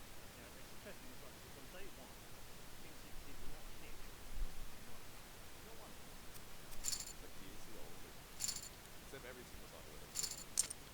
I feel like Monkey is pretty good against Legion, like team fight to stabilize late game. Like that's one benefit. Well, At least you stun them for a big duration. About Legion, the more important thing is to look at the laning stage, right? Yeah. If the Legion does not have a good laning stage, then her mid game, late game is going to become irrelevant in what she's capable of doing. So if Monkey King in this game can just sit in the lane, use his passive with Stormman Shield and zone him out, then it's already a very good thing against the Legion. And now they have an Axe, okay. Axe is kind of falling off due to a jungle booster. But maybe how would you 1v1 versus Legion? Is there any potential for forcing one to a I feel like they should. Now it's a risky pick. It's not exactly great at lane. You want that easy to right? So what do you do in this situation to get that axe, give them that what is TNC going to have to grab in right to give themselves the advantage to be able to do it against the Juggernaut? They just have to ensure that they have another strong support and a pretty good aggro silent kick. I feel like Axe is not bad against Ricky at all. Like Ricky's HP is something 450 at level 1 or something terrible like that. Yeah, but the concern is that when you pick Axe, you want the opportunity to at least go jungle with him. But when you have a Ricky on the enemy team, he's just gonna run after you, steal your experience, and maybe even kill a couple creeps. It's gonna be extremely annoying. If the Axe falls behind, the dagger is slower, the tempo of TNC is slower, then that's exactly what he's What about that Monkey? Just hide in a tree by where Axe is. Then when he steals the TP top, it doesn't matter who is dead. With Aura Venom, that could actually work. With Dust and Aura Venom on Monkey King, you could easily kill him if he kills the creeps on him. Yeah, maybe. It's gonna go Axe, if Axe is going to come. Yeah, you get at least a couple of those initial levels and then that's the real key factor. To be honest, I don't really like the Legion versus Axe like matchup that For Legion? For the Axe. Legion, there's a blade mail. Some blade mail heroes are actually really good against Axe. You just go on him, he just pop blade mail, he comes straight out to you, you do it back, and Legion has probably more HP than Axe does as well. Yeah. So dazzle. With the fact that they banned out Ursa and Superstar, it just seems like the most obvious. We're planning to aggro style ever because those are the best, some of the best Axe ones in kind of. Or the Dazzle pick as well. Now they're going to do potentially Dazzle Axe dual lane aggro, kind of similar to what TC was doing last year. Right, and they're probably thinking about how Ricky was first phase, and we saw some of the other teams also think about going aggro against the Ricky. Because if you do that, then the Ricky has to try and maybe help your tri-lane, and it takes the attention away from the other lanes. If you go safe lane, the Ricky has opportunities to maybe screw with the jungler or go mid lane, put some pressure there.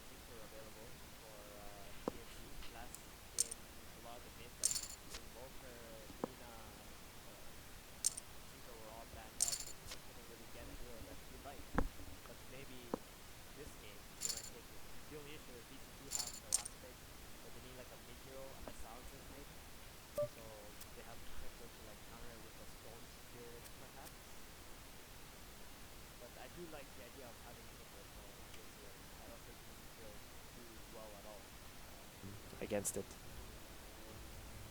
Yeah, it's not bad. How is Abed's Ember Storm? fan. I haven't seen it a lot. Good. It's one of his top 3 most played this year.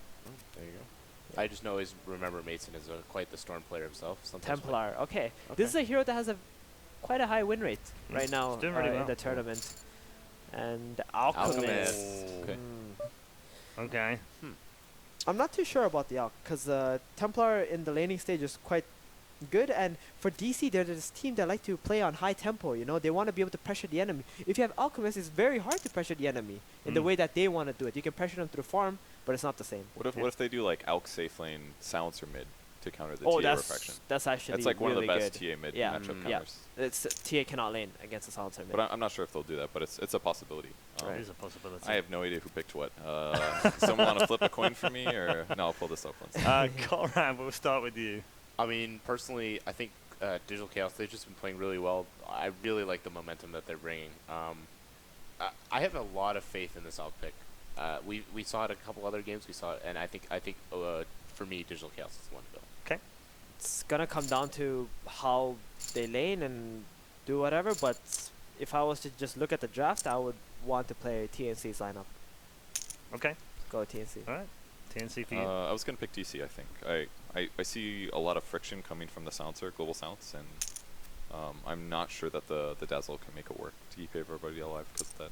So Okay. I like DC. Hey, triple up time, Mo. DC for Purge. At the end, so 2 for DC. I don't know what the fuck is and going on, 1 mate. for TNC. I got aces Someone's here. got to be right as we head into game number 2. The guy can flat the by. I like Joa, this one. Have a positive record. It'll be 2-0 in their final game Luck, against TNC. Let's find out whether they can pull it off as we head back to our commentary team for game number 2. Alright, 4-way all in. Queens, Kings. Thank you Oh very my much, god. Red Eye. Indeed, Siamo. game 2 now. Alright lah. Draft is out. We're seeing the Alchemist. 60k to call. Some OG games with it today, but What the DC fuck? bringing it forward in terms of the roles. You know, Arbel will be Sadly, playing the you don't have your big stack. You're going to see Yeah. Mason on the Eliminate counter all. phase, Demon playing the support silence. But okay lah, the bounty so Interesting stuff little. from DC Just aim for the and TNC cash out. themselves. Yep. They've got that classic minus. Bounty picking up already now. The guy who won now, he got 3 bucks. Is this an out game? Yeah, I mean, No, I haven't seen out compared to the I've missed big him. price, Haven't Oh, you? I've missed him too. I've had Yeah. nightmare dreams. Dreams, yes. Dreams of the yellow bugger. Fantasies. Oh no, Oh. no, Okay. that's a different ogre. Good old Shrek. But anyway, guys, we're into the game. What DC had a very strong game 1. Do you think is there a potential that we're going to see kind of the lanes Arbed have that sort of a start again in this matchup, or is it going to be a bit harder? The King Queen, thank you. Team's going to try and They put a lot block of out pressure there. on the Alchemist. But then he flopped like boss like that Always also. going up T-by. top. Mason, You throw what, up Demon, down or? and He flopped Dubu down lah. to try and do Fucking what they 10 can jack up on the there, board, giving Colbert T-by. a 1v1.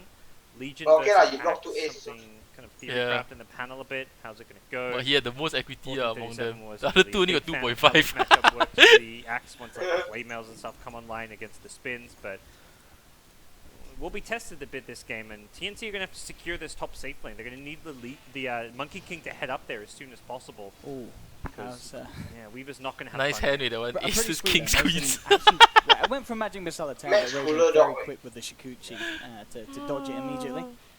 Tims will rotate across, and we'll see if they can do anything indeed to try and stop the aggression that's going to be coming out from DC with this lane decision.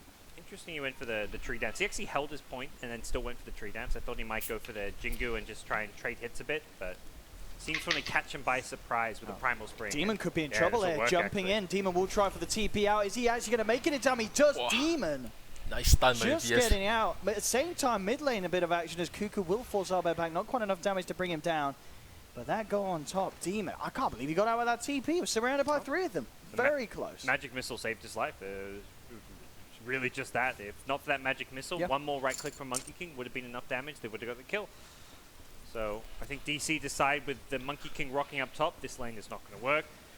TP to the bottom from Mason's Venge, and DC have decided to change their lanes. Mid lane, CS-wise, at least between the two of them, very close. Bang on at the moment. Dubu, again with the rotation, still just at level 1. So we'll be just a little bit of right-click harassment onto Cuckoo, who will be quick to trade it back to Dubu. And force the Ricky back.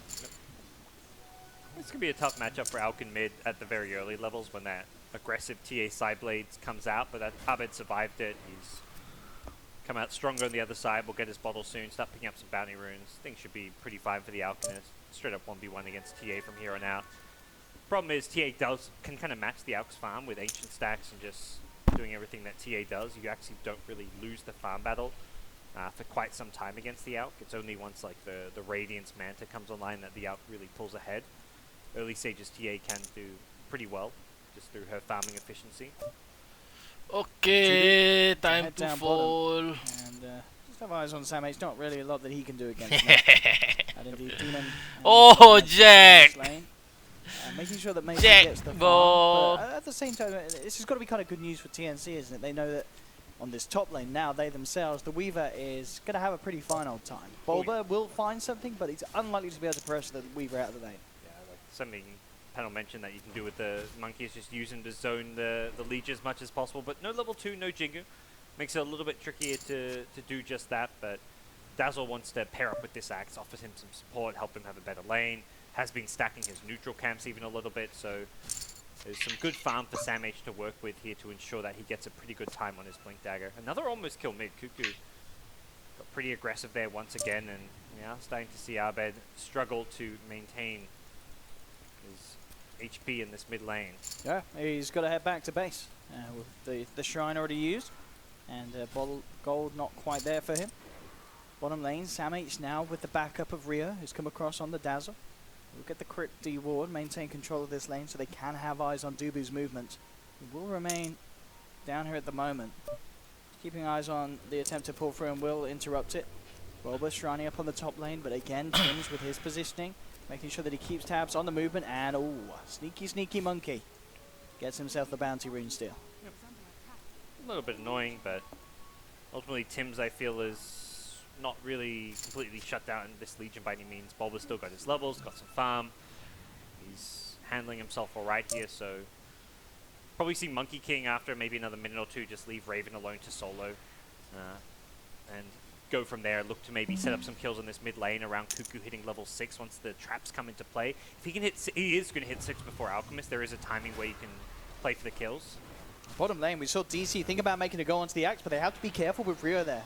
They know that they can't kill Sam H with Rio being there with potential backup. Interesting to see, no points in the call, went for a very early Battle Hunger with 2 points in spin at level 3 on Sam H. Just tries to trade hits, go run in, he knows he's got a salve, he's got some good HP regen to back this up and the Dazzle to protect him, but doesn't find a kill, and both him and the Avenge will both salve up and be back to full HP, so kind of negating the harass that went down. Now, looking at the CS as well at this stage, it's both cores of TNC at the top. Yep. Raven and Kuku hitting that 30 CS mark. And indeed the biggest disparity being the difference between Raven and Mason. Alch CS is also a little bit inflated. Some of that is neutrals, not really from like the medium camp as well, so perhaps not totally accurate. Nice Radiant scan, will find Monkey King. He swings spin. This is what I talked about. TA can hit level 6 before Alch, and not quite there yet, but he's very close. I think this wave will be the level 6, and with the Psionic Traps and the Monkey King rotation, you can find a kill on the mid Alch. Annoying stuff from Dubu. Just leech this XP. Hey, will he find a kill? I mean, Sam H is falling very, very low here. It'll drop the smoke screen. Dubu himself has to be careful here. I mean, Dubu. It looks like he will survive as Sam a little slow with the call there, and Dubu will be out of range of any sort of vision that they have. At the same time, down bottom, Tim's nearly finding himself a curry. In fact, with the jump forward, has he got the spring? Nah, it looks like that. Still unavailable. Yeah, he couldn't jump down in range to pick it off. But TNC getting aggression, and Dubu, yeah, maybe just overestimating the potential he had with that Ricky.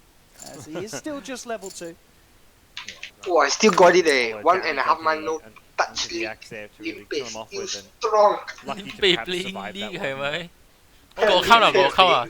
Gets away with it, so you got download server meh? Pretty decent for him. Download ah. But still perhaps concerns over. I've been wanting to play I wanted to now, play fuck around. Sorry? Free farming, DD rune. This is VPN is your computer lah, so high. Are you fish ah? Top laner, 你魚嚟嘅係咪？ Raven will miss the bugs. Are you fish? Oh yeah. Are you fucking? Oh yeah. Are you gonna get 9 ping? Or you are gonna get? No lah, I'm not gonna get 9 ping lah. It's basically the ping will be like something like I connect to you and then you connect. You getting 9 ping right? We return to lane. But Yeah, laning stage going very well for TNC. Are you getting 9 ping? TA, the Weaver, off lane on the Axe, you're farming neutrals and the lane, so all in all, very good start for the Filipino side. Yeah, a very different opening in comparison to what we saw in game 1 from the team. Cuckoo's coming into the jungle here. Getting about 80 ping to you on the as well. bottom onto Sam H, the smoke screen as well, trying to prolong the potential Berserker's call, and Sam H will just simply look to get out of there. Play for fun, you know, my. Will just survive. Again, this combination, very hard to bring down with Rio there. Very good with the backup and the sustain to make sure that Sam's able to walk home safely. At the mid lane, the TA stole the Alks double stack at the big camp, so a lot of Alks saving up for himself was denied. A reasonable amount of time, like chances for you to fuck up. In League, you fuck up once or twice, right? Yeah. Bottom lane, look at this. There's very hard to come back. He's going to be bashed very up. intensive. Built up. The battle hunger should end up finishing off Mason, I believe. Dubu goes down. Mason indeed does fall to the damage over time from Sam H. And TNC getting aggressive on the bottom and punishing DC. 2-0, 8 minutes in, and it's just the question of what do Digital Chaos do to deal with this succession of just a constant aggression on lane after lane from TNC. Yeah, you have a terrible laning stage where you, let's say you lose 3 lanes, perhaps bottom lane, you could argue, I mean, Venge is out farming Axe, so there is a CS advantage going DC's way, but you've got to make a smoke move, and that's going to come from... Venge is really the hero with the stun, so it's your safe lane farmer, but it actually is the hero that needs to get involved in smoke ganks. Yeah. And he is up to the top lane. If you want to find something. And looking for Raven. Oh, quick with the Shakuchi. Very apparent. I believe as soon as he saw the Legion move away from the creep wave, he knew that something was up. Yeah, I'm not sure if he saw the Venge or not, but it looked like it was perhaps even just the Legion doing it. And at that point, he knows the way he dies is if there's a smoke screen into like a Jewel, Avenge even pops out with a stun, that's how he can get picked off. So Raven, very heads-up play. I mean, DC, with this amount of stuns, they could dive it if they see the opportunity to. Not really the optimal place to be against the Iron Talon that can pop his way through. Look how deep Cuckoo's going. And with the slow and the fact that Tim's has jumped across as well, Arbed in a lot of trouble. The Chemical Rage regen not enough to keep him alive. And TNC diving in for that kill. Just reading the map, knowing that the backup's unlikely to come because DC were looking to put pressure on Raven up top. Yep. They also, I think, have recognized that Demon is alone at this bottom lane, so Sam H should play hyper-aggressive. With level 6, he can perhaps easily get a solo kill, or at least put some good pressure on this tower, so things across the board looking very good for TNC here. Alchemist really needs to find some... It's less about finding farm and just saying, okay, guys, I'm just going to farm my Radiance. It's more about his team actually creating that space to allow him to farm. And problem is, you haven't got level 6 on Silencer. It's just going to hit it now. Wow, 100 BB open gem. Global perhaps gives him an extra tool to try and make some ganks. What the fuck is this? Yeah, 100 BB open gem. Top lane, Raven. We'll play around with Mason, who immediately goes for the TP as he sees any sort of chance of the turnaround coming in. Mid lane, Cuckoo bringing Dubu down low. No detection on him himself. Sam H actually has an Invis rune. And he's looking for Arbed. He'd have to get very lucky with the spins to do it on his own. He may just call the TA in. Yeah, there's no tower, so he doesn't see the TA coming. They don't have the vision. So Cuckoo can come across, but okay. Arbed's not, it's not that he knows the gank's coming, he actually just wanted to farm mid lane. Yeah. He's like, ooh, creeps it, but yeah, a little bit easier than the neutrals, but Cuckoo will clean them up. Dubu's now come across as well. They don't know that Sam H is there. There's the opening with the Berserker's call. He needs some sort of a backup, but it's TNC that have their own with Tim's coming in with a boundless strike. They'll bring down Arbed. They're going to find Dubu as well, I think. They got they got the dust. He will have the blink to the demon. That will keep him alive. But these kills onto the Alchemist is exactly what TNC need to be doing. Something that they struggled to do in Game 1 against Arbed's SF, but they're having a much easier time doing so far. And Tim's on the Monkey King, just having a much better start than he did on the Earth Spirit in Game 1. This is he's one of the best supports in CE at the moment. Contesting his farm, contesting his jungle. Wait, I'll show you the highlight. Even if you're winning 2 of the 3 lanes, like if you're dominating top, bottom, but not stopping the outcome farming, you're not really in the. You're not really winning the game.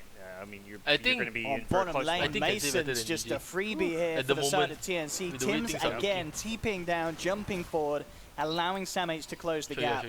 They're looking for kind of Raven, pseudo looking for him at the top lane. Is DJ really sick though, or was he in a good team? Bob was probably just more keen on farming the lane, trying to get his blink dagger up. And until they've got that blink, it's hard to make these moves. They're relying on smoke. Like earlier, it was smoking with Avenge as a core hero to try and initiate with phase boost. So the Blink Dagger is not going to come all that fast, so it really feels like DC, they're down, they're losing the lanes, they're getting out farmed, they're getting constantly roamed on, and there's not a whole lot of easy plays to make to stop that from happening. They're going to keep on trying to commit to this top lane, but this chip leader damns are trappy, Lim ace king under the gun, what the fuck? Then suddenly sometimes can just open gem $100, 100 BB. Don't know what the fuck. So I think his open gems are like jacks I think jacks tens jacks. Not really steal also, he just don't know how to play post flop. So like tens jacks, maybe nines. It just feels like a waste of those kind of hands It gets dewarded immediately, but that still reveals what's going on. So I mean, it kind of confirms their suspicion. They used to scan and observer ward and had the dazzle up top, so they kind of know what's going on on up top. Raven shows that he was farming with Shikuchi. He wasn't even trying to right-click the farm. He would just Shikuchi, time the damage, get the last hit, then run away. So TNC fully aware that DC, their comeback plays to try and find a kill up top, try and use perhaps a jewel into Global Silence, into whatever it may be, and get a kill. And well, they're there. They're anticipated. They may lose a ward and it gets dewarded, but ultimately they don't give up any kills. Fuck the hand. That's the big thing.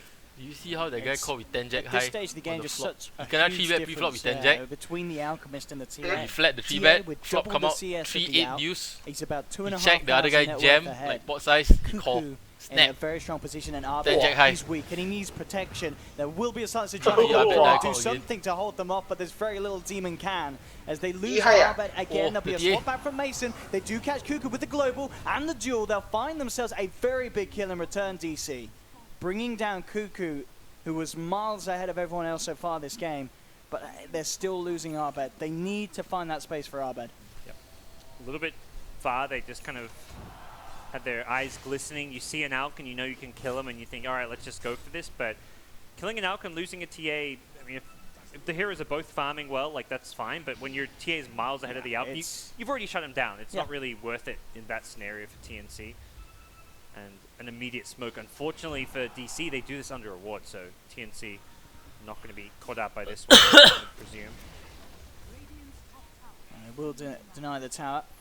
Albert very close to the Bulba himself. TNC have so many options now. They can group up, players 5, smoke themselves, take Roshan. They've got the Deso on TA. They could actually, yeah. This could catch DC off guard. DC are still smoked. It depends if they want to just go for that check around. How long more do you think your tournament will be? They don't have the global silence. I don't know, teams ward it. The Sentry sees the dire ward, but doesn't. I think is Duba going to check it? Oh, Cuckoo. Oh, he actually heads out because they just take the pick first. Take the pick and continue. You can continue Roche. You've denied a lot of the vision. GG. What the fuck is this? Just play around then the high good. Such a dangerous with this Blink Dagger, this could catch off. No, the other guy, you go and see. Tim's comes in with a Wukong's command. That's going to be one dunk. They'll look for the chase down onto Mason, moving forward with Raven on the Weaver. The guy tilted away. Another heal 50 from BB Bulba, stack. not to be With enough. his 10 jack and then now he's 5-6. And TNC again, they secure that area around Roshan, get 2 big kills, pick up the Roche, put the Aegis into the hands of Cuckoo. 3-bet people some more in the 5-6. And then the button call with 10-9 like a boss. Very well controlled, like that area around. He 3-bet with 8k behind, dude. What they the had fuck? eyes from the Monkey King on the tree. And the 10-9 can call some more behind. The axe swooping around. They had the observer wards being planted as well. They made sure they had vision all over that area to see DC coming in. Then even controlled it even further by dropping down the Wukong's command. No. Like small blind 3-bet. Big blind flat. Well, they're not even going to win Cold call. Wukong's command. So with 5-6 not off. Get Roshan, but they find the extra kills as well. This small blind check is high flop. Tim's messing around. 10-9 re-race. Min re-race. Kill is being scattered by Dubu's small blind flow. What the fuck? Oh my god. Fuck, man. Back up soon if he does. I don't get it, way, man. Get the kill of the Monkey Man. You play until like that one, how high the fella there got aces, fuckers, snap but call likely you, we see man. TNC with Aegis in hand for Cuckoo's TA just start taking tower after tower. Nothing really to stop the TA at this point. Blink Deso means not only threatening towers, but any heroes that come near to defend. Heroes like Silencer will just get blinked on, melded, and get 2-3 shotted. Alchemist will have issues as well. Armor kind of suffers a little bit at this point. Has got the +4 armor now with the talent and the extra armor from the armlet, so that helps things a little bit against the TA for sure. Bottom lane, TNC should take this tier 2 very quickly with Cuckoo's Desolator, and it looks like DC are just focused on trying to find something in trade. 5 members in the jungle. Tims still keeping himself safe upon the tree line. The rest of TNC back behind the tier 1 tower. They're pretending to be pushing bottom lane, but they've already put themselves in a position to defend top and catch DC by surprise. Sam H is just waiting for someone to push this tower. And they've got the ward there as well. This is a great place to fight for TNC. Sam H, the jump forward, looking for Mason. Turns with the magic missile. DC, they do decide to go in on this fight. They pop the global silence. Bulba's there, in with the jewel. Sam H is down. They'll get themselves one clean kill, but TNC, they're ready to fight back. Raven chucks down the Bulba, goes for the TP out with the boundless strike there to cancel it. Will cost him his life, almost certainly. They're even jumping past him for more. They say, mate, well, Raven, you finish off Bulba. Will manage to pick up a second as they get Dubu on the Ricky. And meanwhile, bottom lane, Cuckoo, he's soloing a tier 3, opening up the racks on the bottom. Wow. And TNC are just getting so much done. He jumps in, one shot, and Demon's down to less than half health. And TNC are just getting so much done in these early stages of the game, and DC seem unable to stop it. Yeah, it's completely snowballed out of control. Cuckoo able to do all that on his own. Sam H blinks in. Probably knows that if he misses that initial blink call, he's very likely dead. If he gets hit by a stun global silence, he's going to die, but he dies for the greater good. Once that global silence is down, Weaver can freely chase, Monkey King can freely chase. You've got these 2 great chasing heroes, even though Monkey King's just a support. He's got decent enough damage output with the phase boots, the medallion, and he He's complements nearly the got Weaver Solar well. Crest as well. Yeah, there was no real getting away for DC. You know what's Pokemon? Go for like 3-4 man TP out, but 1 or 2 heroes are going to get hit by the Hot dude. strike, and they're done for. And it's exactly what happened. I don't mind banging. Shrines are now What? for business. As I don't mind banging. I post on Shrine in is the playing chat himself already. by himself, but why not? You're TA with 11k net worth. You're miles ahead of the out. Not many heroes that can kill you once, let alone twice, and well, that's going to be just pretty straightforward stuff for him. Mason's gone back from minus on Venge. This is just one of those, you look at this game and you're like, well, the only way DC wins this game is if they somehow turtle out and it goes for super long. There's no item for Venge, which is going to help you right now. Like, you're not farming well, so you may as well get an item that helps you farm. And you just hope that you win one fight and then suddenly you drag the game out for another 5, 10, 15, 20 minutes. So while this game could end in the next 5 minutes, and it's like, well, the game ended in 5 minutes, why do you go Midas? The only way they win is if this game goes 20, 30 more minutes. So he's playing to their win condition, as small of a win condition as that is. I need to start TNC with the playing smoker, CS:GO ready to go more. for big plays. They It's spot the just courier. They will be tempting. They do take it out. That will mean the rest of DC are able to react to this and start to back Why away. all Sam these H may still get the call on Mason, and people indeed he does. Jumps down, grabs the Why you Venge, and the amount of memeing physical me? just bursting Mason down low. He does swap himself back up to the high ground, but Cuckoo, he jumps forward, will be held back momentarily by the magic missile from Mason, which will keep nice Venge guy. alive. TNC won't find the kill. Global silence still available. DC, can they do anything to stop this push though on a tier 2? And it doesn't look like they can. They'll have to let the tower go.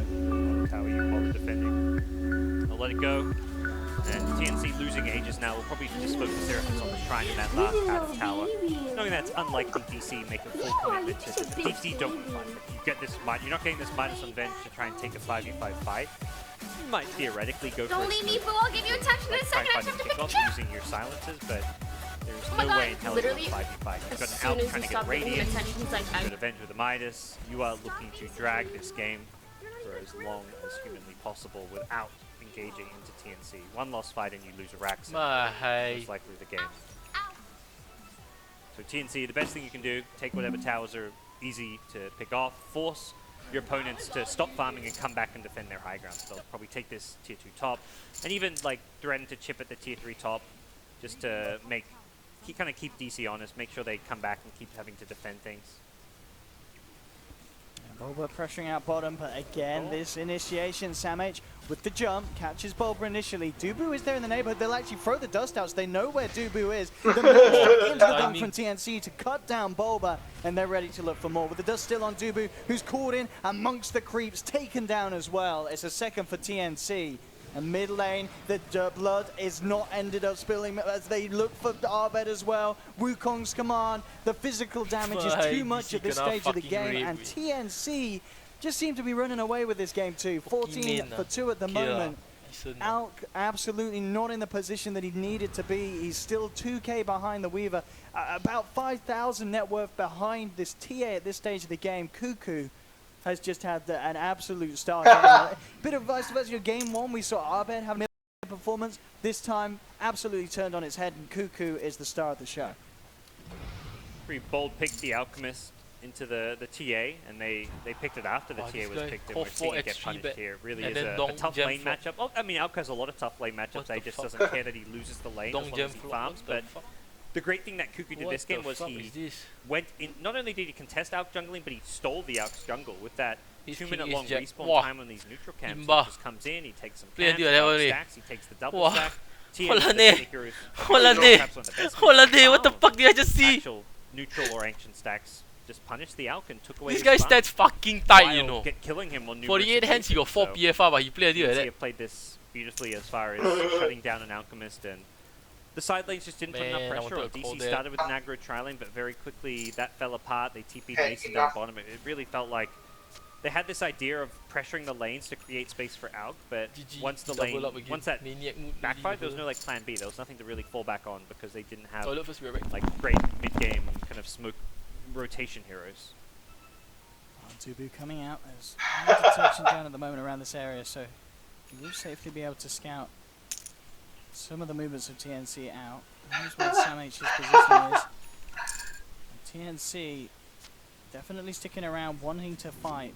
Nice. But DC do know. Yeah, gets down the observer ward, so they see everything here. Yeah. TNC may not realize they're being scattered, but at the same time, DC see everything. They're probably thinking like, let's not fight this one. They know Dubu's around. Again, they don't have the vision that deep though, so Dubu's still safe for the time being. TNC just pressuring onto towers. They don't care about getting kills as long as they're getting these objectives consistently. Time to get a gem, you know, stuff like that happens. It's not even about finding the Ricky, it's about finding the wards just as much. But also, once Ricky sees the gem, he can't just do what he just did. He just went out, he scouted 5 heroes by himself. This allowed, like, heroes oh my god, this Alchemy is fucking poor. 24 minutes, no radiance. Into the jungle. Abed's just going to pick up, like, what, a couple bounty runes. He gets an illusion rune now. He's going to finish his radiance just because of the Ricky scouting all that out. Problem is, Abed's now walked through the river, and Cuckoo has found it. He goes for the TP out. Oh! The neutral! Oh my god! Doing it! But he popped the illusion rune, didn't he? At the illusionarium, I believe. I thought the illusion was. Oh, they're gonna GG. I thought the illusion was at the. Oh yeah, he had one illusion. He killed it instantly. Yeah, the presence of the illusion. He killed himself. His own illusion killed himself. Oh. Yeah. You didn't see that, bro. That's like I bet farming in opponent jungle. It's pretty fitting, you know. Then I don't know how the TA managed to see. TA TP in, throw the trap, slow him, but then he straight away TP out in front of the Centaur camp, you know. But then when the TA blink in, and then at the same time he pop illusion rune. So the Centaur will only stun if it detects three enemy units around it. So kena stun by fucking putih weh. Then putih, if not he TP out already, he should be okay. Then after that he died already, then call GG. Has been nerfed and is definitely not in the place that it was before, but Arbor just really even Centaur is on their side. He didn't finish finishing the Radiant. He's run bad, bro. He was just about to get the gold for it when he died there at the end. So. It's one of those heroes where I feel like you can never look at Alk and be like, oh, that was a well-played Alk or that was a poorly played Alk. It's a hero that shines when the team creates space for it and drafts yourself in lanes in such a way that the hero farms and does well. And the good Alk games, it's like when you've got a good draft, you're pressuring the lanes, or the enemy can't do anything. The bad Alk games is this, where the team fail at creating space or fail at pressuring the side and lane. Not necessarily just DC failing in certain aspects, but just TNC playing really well in this game too. You know, Tim's rotations on the Monkey King, on point, 309, in the right place at the right time. Cuckoo's farm off the charts, you know. Just 5k, being 5,000-6,000 ahead of an Alchemist 20 minutes into a game, that you couldn't hope for anything better. I don't think we saw that at all when Alchemist was in the place he was before, but now the potential is there to deal with him, and he's just not the hero he once was. And then they just made sure they closed the game out fast and give Alk a chance to go late game, so yeah, good stuff. Absolutely. Well, there we have it, ladies and gentlemen. We will be going to a Game 3. Exciting stuff indeed. Sort of an early GG, but understandable as TNC pulled out the big guns here in Game 2. Yes, they did indeed. TNC then wrapping things up very quickly in game number 2. It's a game to forget if you're a DC fan, and if you're a DC player indeed. We're back with our panel members. Kevin, not much you can really say about that for DC other than they've got it over with quickly. Was that pre-20?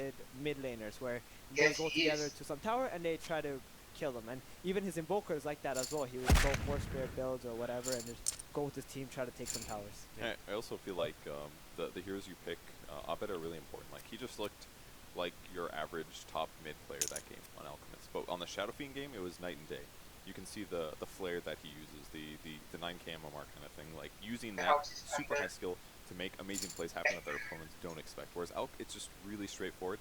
Maybe even helps Kuku captain the game better because he knows what to expect. There's just Alk, cast assets where he hits creeps. Yeah, so I talked about this before the game started, right? It's just not DC style. They want this mid-tempo hero that can join fights whenever they want, and they don't want to think about him at all. If you pick Alchemist, you sort of have to think about how you can apply pressure on the side lane and give this guy free farm, but he still doesn't give back to you fast enough. And then on top of that, they pick them into a losing matchup. This is not a way that DC want to play at all. They don't want to be locked down with their supports, you know, helping Avenge and then thinking about an Alchemist, and then maybe this Legion commander who needs to win his lane is not winning his lane. Now you're just confused everywhere. It's not just about like one Alch, but it's like about how all 5 of your heroes work together. Okay, Conrad, you mentioned earlier on at the top of the program when we came on to this 4th and final series that they do play around Abed, and it does feel a little bit like perhaps the Miracle days in OG. Does that ring a bell? Yeah, I mean, I don't know if we felt that this game so much. Yeah, because that's what I meant. This was different, wasn't it? Yeah, like I said, they tend to pick heroes from that, you know, either he's going to be able to stand alone and get a lot more damage, or he's going to be able to farm out to something big. So like some of those Medusa games that we've seen on it, that he's been playing this tournament. But you know, what comes to mind is always a Storm Spirit, or you know, a TA, a Templar Assassin, and Invoker. You know, so I don't know. Maybe this game was just a little bit off of those guys. I think Demon getting his Warlock band out was actually kind of a big factor. They really feel comfortable on that hero, and they give them that extra team fight, where I don't know if I felt like they had that team fight advantage coming into this game. It's going to be different for sure as we head into game 3, which we are headed towards, of course. But before we get there, let's grab us another social media question, as many as we can get in before the end of the program. We do only have one game left as well. Would an additional 4th lane drastically change the game? That's just one more lane of creeps. Yeah, of course, no. Yeah. I mean, move on. we talked about like 6th hero, now We about have, 4th lanes. Yeah, like we talked about 7 slots as well. Yeah, we talked about that the other day. I mean, you know what? I'm all for it, okay? That's one more person trying to jungle, or like one more person whining about having a solo lane. Let's go for it, you know? One more feeder for the team. Right, you know, we can remove supports altogether. We can just have 4 lanes and 1 guy in the jungle. I thought we were having 3 supports with the new 6 players. No. Let's do 4 lanes. Okay. And 5 heroes. How come suddenly everyone moved to this? Space. Yeah. For this Which means a bigger map, channel, which means it takes longer to walk across the map. I feel like there's already a 4th lane. There's 2 jungles on each side. No, you know so what? much We'll space now. solve the. The other channel was started because of poker, We'll right? make TPs. No, cool DotA, down. poker, whatever. 20 seconds. Replace Why the don't we team just use speak. the portals that we That's talked about enough. last segment? Oh yeah, let's add portals instead. Yep. Add portals to Why- the 2 side lanes. Why don't we just make 5 lanes and then everybody can play their 1v1s, and then GG gets called at 10 minutes, whoever has the most CS. How about that? Why don't we just play that? I don't know who it was earlier, but we were joking around. How would you solve this 60+ minute game? What's up, motherfucker? Every minute. It just gets smaller until Yeah, it gets like crumbling island. yeah, until it gets to the Roshan pit, and they all have to fight to the death, and the last one standing win. Yeah. Sounds And good. you can't respawn. Let's not forget. You can't respawn. Either. Yeah, plenty of fun ideas out there. Let's take one more social media question as we head towards Hey, the Omigo final before. draft. Is TNC the surprise team of the tournament so far? Is it Hey, close? run Berry. Hey, They've my got to hands be not one hitting of them, fucking surely. flops. I would say it's a surprise, but I don't think it's a huge surprise. Yeah. I would say it's like a slightly unpredictable upset, but it's their team that had a great run at TI. A lot of the same players. They looked okay before that, in my opinion. I wouldn't really say maybe DC is the team that seems most surprised to me personally, because it's like another Bulba team that like a Bulba tier 2 kind of team that everybody expects to do badly, but they're doing really well. Good potential being 1st seed. I think they're more surprising than TNC basically. I don't know about what you guys think. Maybe if like SG was doing well, I'd be like, oh, definitely, that's the team. But I think I was very surprised coming into this tournament. I had them rated actually pretty low, bottom 4 for sure. But seeing them, perform through this group stage, especially against teams like EG and Thunderbirds, I've just been nothing but impressed. And they did lose pretty handily to VP, but VP is also one of those surprises coming to this tournament. I think TNC has a lot of potential, and I'm glad to see this team kind of come together and show up like this. Well, for me, it's more to do with how the tournament played out, right? There are some teams that didn't expect their scores to be that way, but as for surprises, I would go with Secret. for sure number one. Like they got that's true. top 1-1 seed, you know. So that's for sure. Like think about Digital Chaos and TNC. They're a team I've been watching for a while, under the and gun I is love damn both of hard these teams. trappy, I think man. they're absolutely amazing. So for me, it's not really much 10 of a VP, surprise 5 that they PFR, lim showed up under for gun. this tournament. But the real test will come at the main event. So, and right now it's just, I don't want to say it's just groups, but it matters. But we'll see what's gonna happen. Yeah, it just doesn't matter the most. Right, exactly. There's a lot of good teams that are 2-2 right now that could end up playing against, better teams. Yeah. Yeah. Well, they'll end up playing each other. Those 2-2s, won't they? Yeah. Because there'll be 6 of them. Are we allowed to talk about spoilers? As long as we can warn people on the stream, I guess. If you are wanting to grab the VODs afterwards, then do mute us for 30 seconds whilst we talk about the other games that are going on. There's so many interesting matchup potential things. Like there's so much that can change based on the seeding and where the teams end up. And if you win round 1, all of a sudden you're against EG maybe. Like there's a lot of scary stuff like that can happen. Yeah, lots of teams in the middle. Mix in that 2-2 area, which was always going to be the case anyway. But when you get one team that maybe doesn't perform quite as well, maybe an EG for instance, and they're in there, just makes it that much harder. Yeah, one of these teams that loses here could end up playing EG first round. Like, that's incredible. This guy got Lex Vaudois' picture. Yesterday were 2-0. Monkey Boy 22. Doesn't always stay the same. No. Does for Secret though. They're good. They're really yes. good. 6-0. Yes. Yeah, 6-0 overall. 3-0 in the series. Top seed in the whole of the tournament, as you said. Huh? A little bit surprising for many as well. I think a few of us had them as their dark horse, So but not necessarily.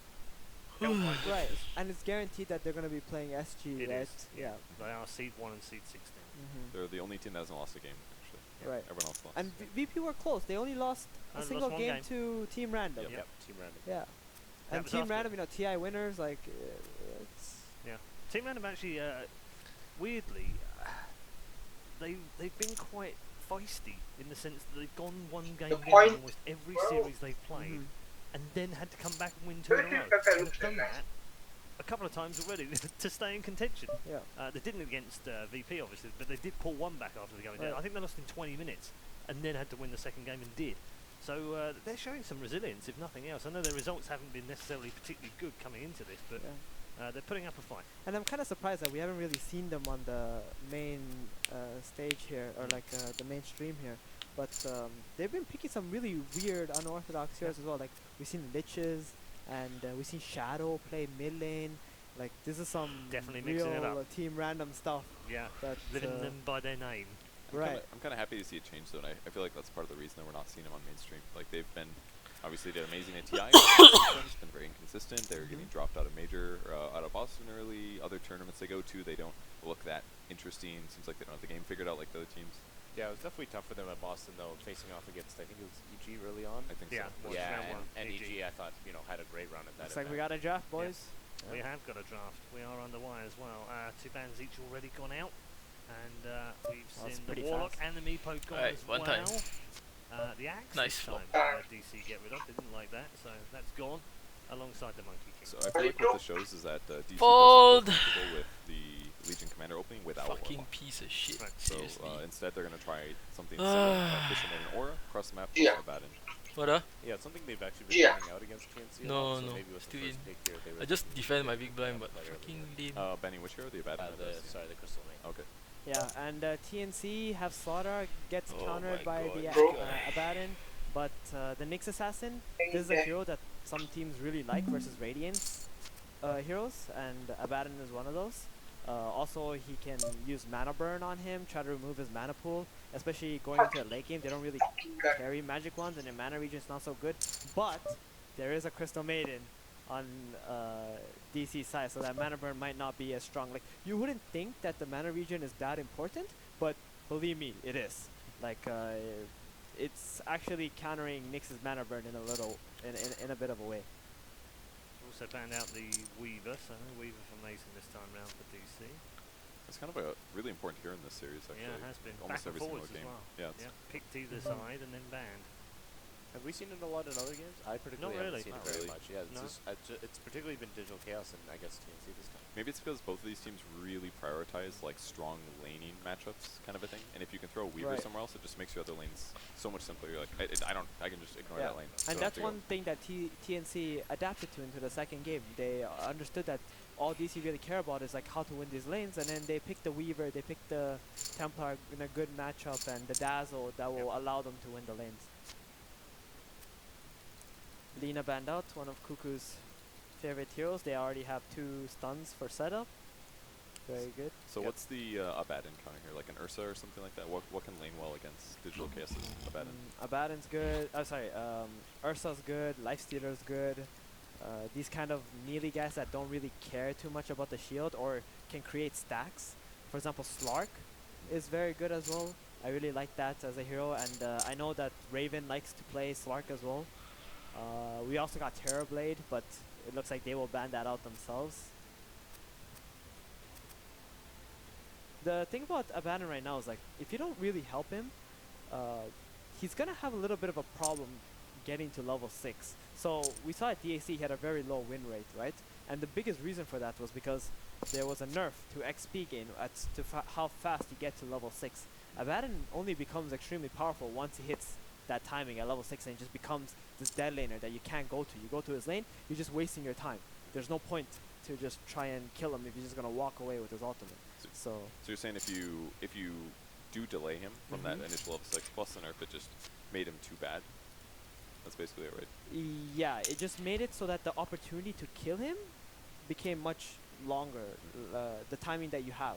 So all these like roamers like Monkey, King, Earth Spirit, whatever, they have a bigger window at level when he's level 4 and 5 to kill him, get back a lot of the XP that he's already soaked up in the lane. Gotcha. One of the heroes I actually think I might see Digital Chaos. They ran, I believe, Bristleback, and they tried to run it against the Abaddon. I don't know how well that hero works, and obviously they probably had some other. I think it was Rubik and Tree. So you know that gives you more options against that hero. But I Spectre. Yeah. I kind of like this because Slardar and Nyx are both good at finding heroes and then initiating on them. So Spectre is always going to be able to follow up on that. It's been pretty popular this term. I don't know if it has a positive win rate or not, but I feel like it's been successfully used very often. I believe I've seen it win almost at least a ton of games. Well, I mean, whether it has a high win rate or not, I felt like it's been a very impressive hero overall. Is that a new pick? Undying. Ooh. Somebody picked Undying in? Not sure. I mean, that's a very good hero versus Spectre, though. It has been picked. If you want, a few times. actually, Dubu has already played Undying in this tournament, if I recall. The Spectre has a 61.5% win rate off the back of 13 played. Yeah. My only concern right now is like Abaddon and Undying. They're both pretty good versus Spectre. They're these 5-manny heroes who have sustain, and it's very hard for Spectre to just haunt into that. And right now, if they both lane against the Spectre, I don't think she's gonna be able to farm in any way really. And Dazzle, Slaughter, they're good laners, but if you throw in a Crystal Maiden into that tri-lane, you're not gonna be able to really accomplish anything. Yeah. We're at 99 pixel band. So close. It's gonna stop right there. I was going to say it depends when Is you it right go now? from 90 to 99. 258. I think I went 90 and 99. Yeah, I did. Oh. That's okay. I was going a little risky with that. 449. So I promised one bet Yeah. is the over 1,000 GPM. That's always gonna happen. 100% win rate. Yeah. I'll get you 400 points. No more promises. Fucking cheap leader got 400k stack. 1040 is the record here at the Kiev Major, which is on an anti-major. Yeah. So right now it's I'm a at bit, 53k. we're not too sure if the Nyx or the Slaughter will be the offlaner. It could depend Around on 27 what they Nyx, think the Slark might do, but most likely it's gonna Average be stack, a I roaming think. Slaughter. Nyx's roaming is not that good. Yeah, should be You average. can use him as a laner and just try to burn the Abaddon's mana, so he can't really lane against the Spectre. That could be one idea. And if you do that, then the Slark No, can't average solo the stack Slaughter. 80k. That's also a good thing. One thing I've been seeing done is that, you know, yeah, you put Nyx in that off lane, and then once Wow, he hits 6, he this starts them moving alone, around, below- he gives below Slaughter average. Slaughter that farm, you know, making sure he gets those levels, and now you start working together and Right. getting those gains. So DC will ban out the Tinker again, just like game 1. It's a very scary hero, and they don't really have any catch on DC's end right now. And the TNC would get the absolute pick. 10th last pick. Very, very scary to just leave a Tinker in a pool like that. Dragon Knight, okay. You know what I think they could pick here? A Timber Saw. It's good against Slark. Really like that. A mid Timber here would be on the No, I spot. looted almost the whole tower. I'm not 100% sure myself, but one rifle. it just I doesn't feel seem like a I've seen hero him that play has it in the past. I feel like that too, but I'm not Okay. sure. Dragon Knight's gonna be really good at. He's gonna be their tower hitter basically. They have no other heroes that are good for that. They're good at taking fights and keeping heroes alive, but they needed somebody to hit a building, and Right. Slark can't do that very well. So Dragon Knight fits into this, and he's also a better. Wow, person to I have to heal focus against check. because Crystal Maiden's not his thing, Jesus. Yeah, so Cuckoo does play Timber Saw. Okay.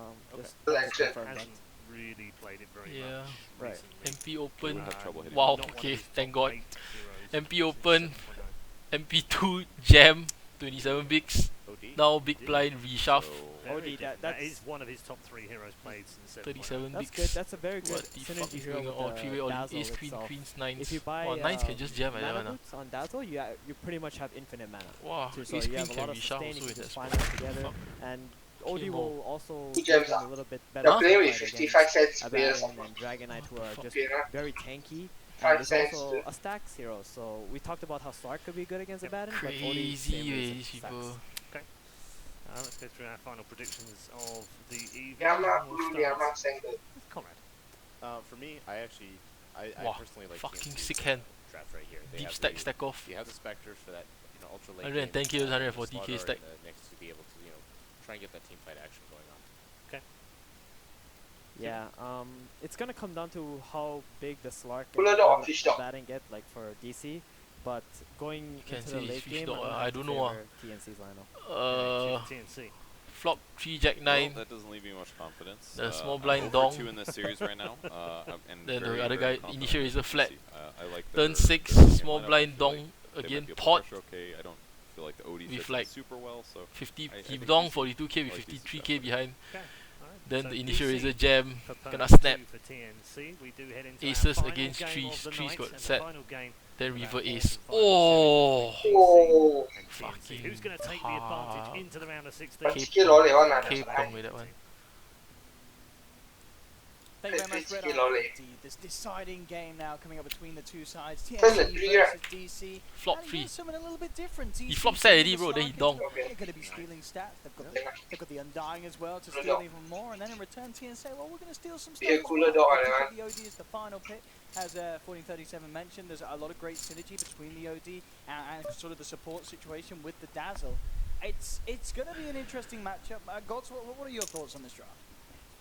Kind of, my immediate thoughts with DC is like, let's 5-man, let's push some towers. You see Undying, DK, Abaddon, CM. Outside of the Slack, the other 4 heroes is very like objective focused.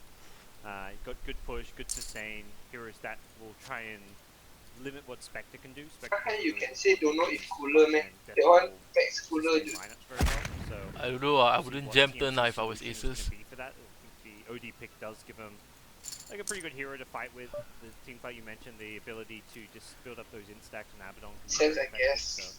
so Like, see how the things guy work is and clearly see also fucking how much of strong the like pressure balls Slack- are. so Slack just has uncontested fights, could also get out. But I guess sometimes I have to jam also. I don't know, it's either you full or jam lah. On this top lane, eyeing up. There are many DC, hands we just have to talking be there a little also. careful. Jack And 9 of course, 3 Nyx Assassin in the neighborhood as well. But, yeah, from won't the go small for blind. I 90 don't room know, snap. man. We'll head back and allow DC to claim what is rightfully theirs. Mason to grab it. But at the moment, yeah, Sam H, do you think, are we going to see Tim stay up here because, as you said, they want to put pressure on the Slark, or will Sam be left on his own? On the Looks like he's probably going to be left on his own. He's Yep. going to be pulling some creep waves off. There's no real point Slider sharing the XP. You want to give Nyx the solo XP as much as possible. Although Nyx is going to have to work for this creep wave. He'll get Decay, expand a bit, and eventually get away. The Boots First is pretty much a build where you have to get that creep wave. This Boots First does not allow you to trade hits. Very limited in what you can do, and Samich will manage to get the creep wave back to his. I'd be surprised if Slider stays up here. I feel like the Nyx wants the soul XP. I mean, he got this boost. He worked hard to get this XP. but look at this dive from Dubu. He's diving to tier 1. So Slider says, right, I want to go for his Alright, Dubu we does flop have bottom 8 set. stacks of the decay.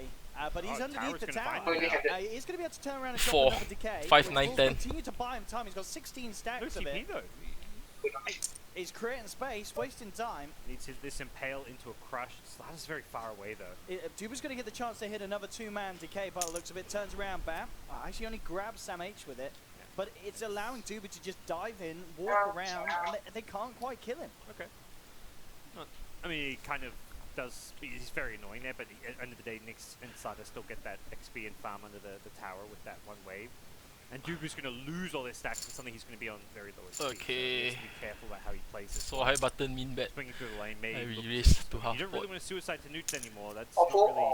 Yeah, the best he idea thankful. these days, so he will make the full. I don't know what the fuck he thankful with mean bad lah. Bottom lane, Raven and Rio. Can thankful in there. Harassment onto Bulba. He has the shield, and to remove that poison touch will be fine. And Rio should get. Oh, he's nice. I mean, Dubu still has to be very careful. He's playing it greedy. He wants to grab the bounty rune. Kind of, you lose those decay stacks, you actually get down to 0 HP. Top lane, oh, TNC actually finding the opening onto Demon, trapped in the trees. That will be your first blood. As the two of them. Oh fuck, they moved me to another table again. A lot of control. You've got to be careful getting caught out of position.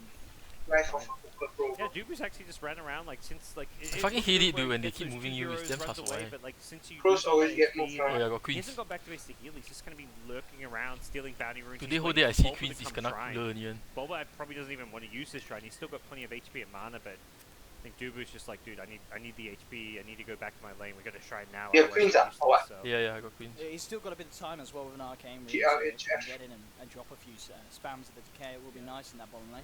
Mid lane matchup, going very, very nice with Cuckoo. Top lane, the Nova movement in it. Stuns onto Mason. Dubu will TP across. Make sure that they don't dive in deeper for Mason. Mason's still at the top of the CS, so the harassment not slowing his farm down at all so far. Wins, comes in with another crush, a little off the point. Bottom lane, again, trying their best to harass Bulba out, but now he's level 3, 2 points in the Aphotic Shield. Very hard for them to do it. In fact, he just turns and swipes straight in to Rio, forcing him back. But yeah, that mid lane matchup, 15 for 6 on Cuckoo, at 8 for 1 on Arbed. OD having a very strong mid lane. Arbed's getting wrecked so far. Only just then picked up a couple extra CS to get him up to the 8 CS. This has been a fantastic start for the OD and likely to continue to be that way because CM's kind of jungling. I think we will see an early smoke from Demon, hit level 3, get that Nova Frostbite and perhaps look for a kill. Problem is Arbed is using all his mana to farm, so he's not going to be able to really kill on his own. He has to bring in someone like the Undying if he wants to kill the OD at mid. So not easy for Demon to find those smoke opportunities. Fuck this, bro. And this top lane as well, they may not necessarily be able to slow down the farm of the Slug. I wonder if they're getting most TS in the Nyx, but it doesn't actually look like they are, Sam. Not getting a lot of money. We'll try and make a move on to Dubu. Again, I mean, Dubu's a hard hero to go on.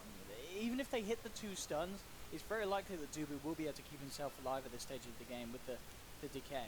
Yep. So, I mean, ideally, these two need to be finding the CM in the lane, but as we've seen, since that first blood, Jimmy's been keeping himself well away from the two of them. Yeah, he's power farming his way through the jungling, managed to find his boots from that, get some more wards for his team, and we'll see if he heads back up now with the levels. With a 1-1-1 build, he can be a lot more effective, and yeah, he'll TP up top, and they're ready to fight TNC and try and regain control of what they feel is their and then a lane. defend from the 16 BB stack. Let's try and do something. And then jam on the flop, open jam. Control of the frostbite, a pounce, a couple of decays. They could certainly Long get a kill. jam. They'll look towards Tim's. There's the first into the second stun. Not enough to get the kill on Mason, but it looks like it will be enough to hold them back. The guy tanking now, full.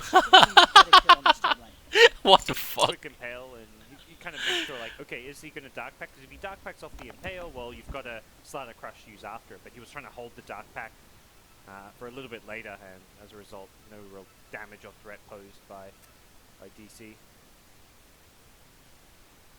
Again, Dubu just scouting out Tim's, who was sitting in the tree line at the side, forcing these two back. Yep. Still, it's a free farming Slack. Not necessarily a major problem right now. You've got Spectre not farming as well as the Slack, but Spectre's going to hit a level 6 and be able to rotate around and make some plays happen.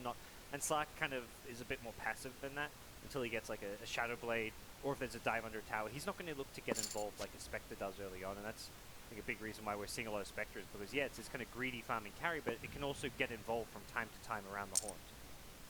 See mid one as I well. think TI7 can see Mushi again. In the mid lane, Tim's is coming through. I think Cuckoo can get a his new Mineski team not with an bad. Astral. They can have a go. Albert Yeah. is fairly tanky on this DK. and does have backup coming in from the rest of DC. They will make the play here with the Astral setup. Tims. Oh, GG. Very, very quick stun from Arbed. Yeah, gets Tims before he can stun. The Frostbite's there from Demon. Immediately the Tombstone's removed, though. Good reaction from TNC, making sure that DNC can't stick around for more.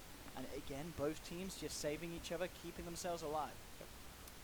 Unlikely a kill even if he times that stun. With the DC rotation coming in, they were going to be able to protect the DK just fine. So even though it was a misplay from the slider, it wasn't really of much consequence. And yep, they get out, they kill the Tomb. Tomb's a huge chunk of gold, like for a support. I believe it was the Dazzle who got that little 125 gold bounty. But even so, OD's going to continue to just dominate this CS battle in mid lane. It's pretty tough lane for the DK, but he has managed to kind of catch up a little bit with the bottle, breathe fire. He's been able to spam a little bit better now, but he's going to have to buy some of these cheap, cost-effective items like Raindrop just to keep himself alive. Poor man shield items you typically don't want to maybe have on a Dragon Knight. Mason still definitely they're going to be the potential issue for TNC. Top of the farm, space on the top lane again, doing their best to put pressure on, but I mean, what is the best way that TNC can do something about this slot? Because between these two heroes, you know, Tims and Sam H, at the moment they just don't have the burst or control to bring them down. They need to have a +1. Yeah, bottom lane, bit of a dive going in now. See if they can get away with this kill onto Raven. Bursted low by the Aphotic Shield. Tims comes in with the stun. Bulba pops the borrowed time, looking for Raven in the tree line, but a quick TP out will save him. Yeah, he could join this fight back in if they want to look for the kills. I just bang another crush onto Arbed. Arbed forcing them back though with the Dragon Form. There's the Horn. He'll look for Bulba, but Bulba's got the shield up. The Soul Rip heal as well from Dubu keeps Bulba alive. Raven can't stick around for that kill. Maybe they can get something else. Dubu hitting big 3-man decays, keeping TNC back. And the Horn used to no avail, not getting a kill in return. And again, it just seems that these teams, they've both got so many ways of saving each other that it's so hard for them to actually seal a kill. Yeah, Spectre doesn't want to, like the 4v4, 5v5 type fight there is not really suitable for a Spectre to get much of a Horn. You really want your team to go for a smoke gank and find a solo kill. Like, try and use the Horn for the DK at mid lane, but ultimately he had to TP himself home. He wants to go mid lane and the fight's going on, so he sees an out down to 100 HP. Yeah, a shield he's the strongest in the game, dude. Back up, and problem is now Spectre can't really find. Should I take it? Fuck it. What the Spectre's plan is going to be, whether you fall back to the jungle give or it something. to the next guy you die to. Abaddon undying with CM aura. CM's even here. This is a death trap being at this bottom lane for Raven. I'll be a TP from assassin coming down towards the bottom lane. Has the Vendetta just hit the But you 6. don't. You have to not die first. Again, very hard for him to do something. Yeah, Sentry's down. DC know what's up, and they are not going to get caught out by this first Vendetta rotation from Sam Hayes. Bob is just spamming a Can you do shields that? to harass Can the you Spectre, not die? already down to half HP. Spectre does not really want to fight at this point. The CM Oro is just so nice to play this Abaddon with. Raven has to be so careful. They could die. Now Sam H will make the move. Demon will be bursted down immediately. Okay. So even though the Newers in the neighborhood still end up losing a life to Sam H's rotation. They give Spectre the tomb. That's some nice team play there as well. 150 gold, and that's the earn charges. I think more important than anything, those earn charges is just like a saving grace for Raven. He was getting harassed. He was down to half HP. Suddenly, you just find out a CM kill. It's not really a big major kill. Sector doesn't even really get too involved, but you get these earn charges. Now you can go offensive, and Bulba Has to be careful with 4 heroes still down here. Sam H holding onto the stun as well, waiting for the borrowed time to come off. He has still got it available. There it is to finish the kill. Arbed and Demon have come in with the rotation. Turn towards Tims, the lowest at the moment. The Poison Touch will hold Arbed back with the slow. DC won't find the initial kill in return, and it looks like they won't find it at all. TNC back off. Get themselves the 3rd kill on the map. Of course, whilst this is happening, Mason continuing to get space up top, so they are creating space for the Slark DC with the focus that the rest of the team is putting on this bottom lane. TNC finally You like, think right, fucking Hold'em Hold'em tournament got high variance, right? Can you farm imagine PLO tournaments? But kind of says like, actually, I can kind of 1v1 PLO tournaments fucking crazy, bro. Force the Slack back into the jungle a bit. And making another go here onto the Abaddon. They know GG, the that borrowed one time is die still cock unavailable. Bulba's going to fall. Doesn't get the chance for the Aphotic Shield. The Tombstone's drop, but again, it's going to be more money for Raven. Gets the final touch. Mason's come in with the counter rotation, but he can't get the leap initiation. Could be in a bit of trouble himself. Shadow Dance was used on the top lane. It's still on cooldown for 20 seconds. Mason ends up giving away his life the hero that DC were kind of Highlight relying on, already. he was having DNC. the opening whilst the rest of DNC. the team was fighting, turning up to the fight, Abe, giving his life Yin away. Zai, Absolutely the Pinoy. opposite of what DC needs to happen in these first Now 11 minutes. highlight go play with American. You think Holland American? There's a reason why people laugh at any Even Dota, without bro. any kills, it was like a 2-0 kill score, maybe 3-0.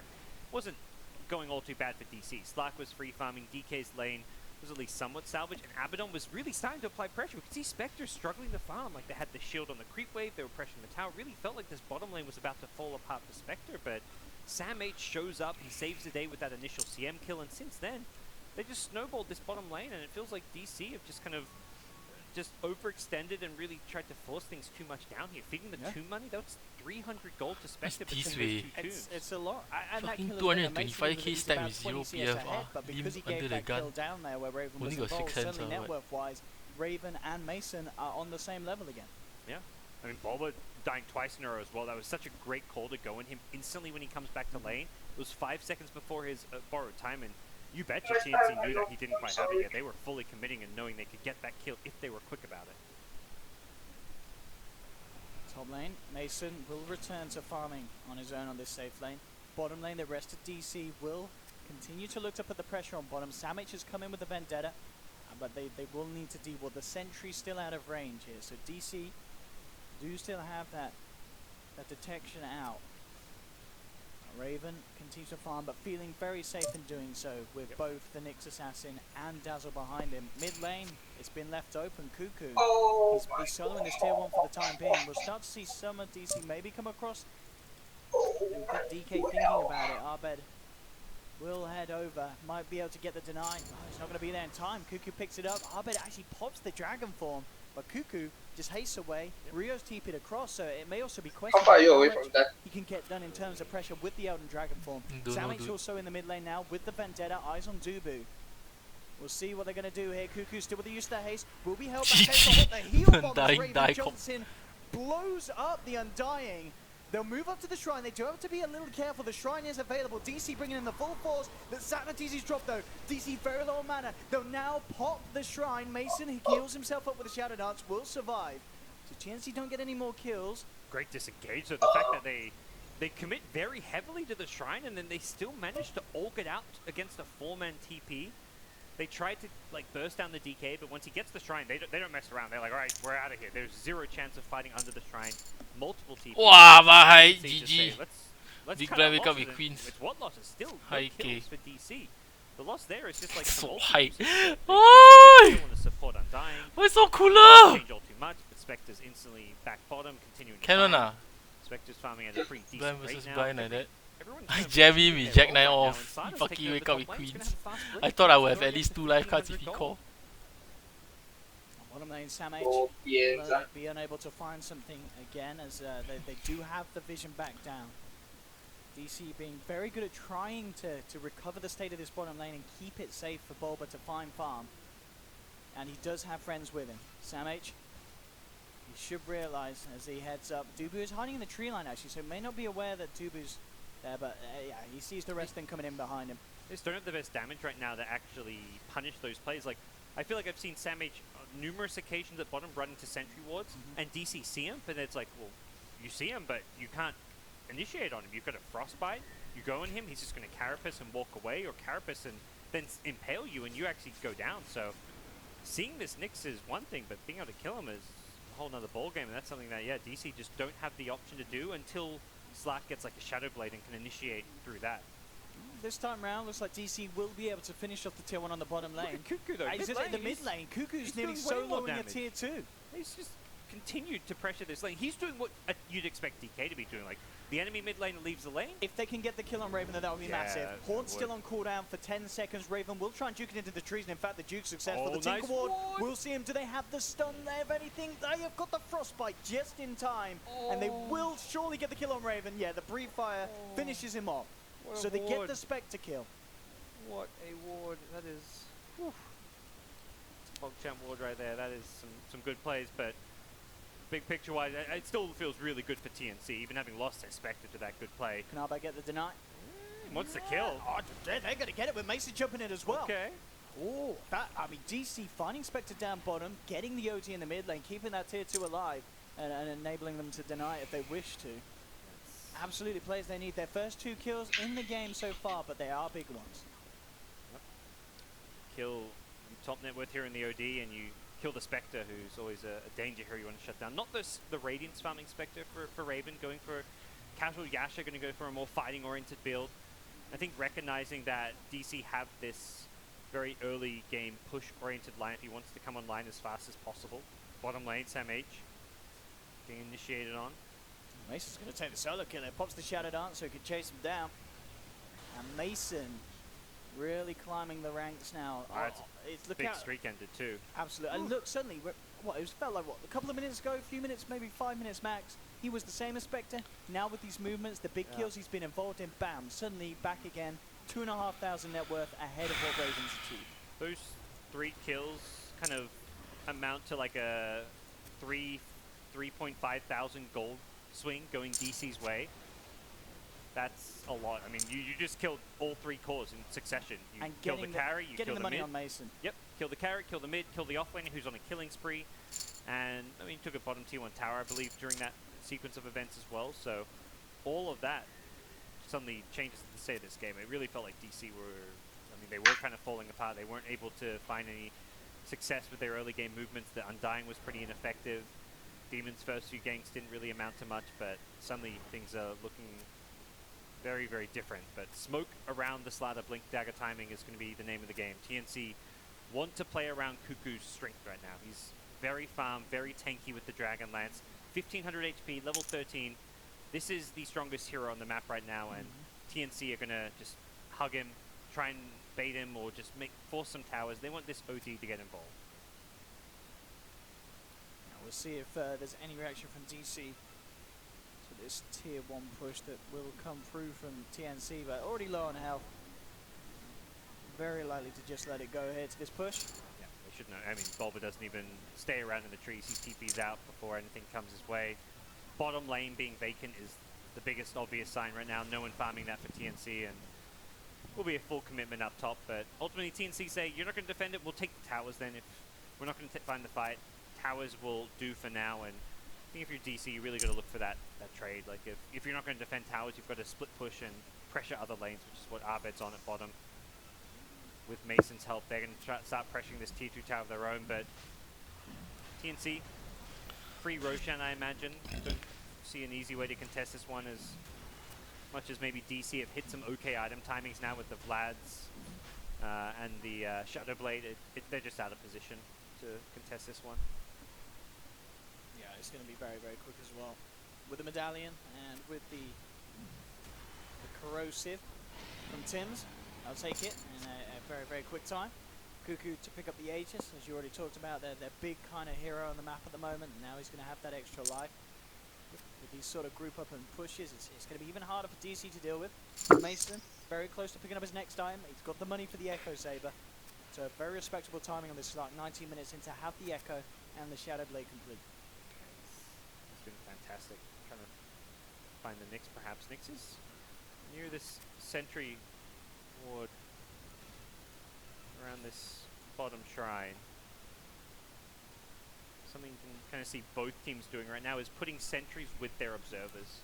See if Mason gets tempted to go for something. But the two of them, they does have to be a little careful, and he's playing it safe. Not going to make any too brash plays on the slot. Yep. But yeah, you can see kind of around that bottom shrine, both teams, sentry observer duos. Often, like when you're these are effectively wards to scout into its heroes. Like this Slack is constantly shadow blading into the Radiant jungle. The sentry with the observer ward scouts that out. Similarly, the Nyx assassin doing the same thing to try and clear out their own jungle will get scouted by that observer sentry combo. So sentries alone don't really fulfill that role because you don't get the actual vision from them. And DC has been spending a lot of money on these sentries. Who's the highest net worth? Heavily reflected Is it? Oh. now. Very low net worth for both CM and Undying.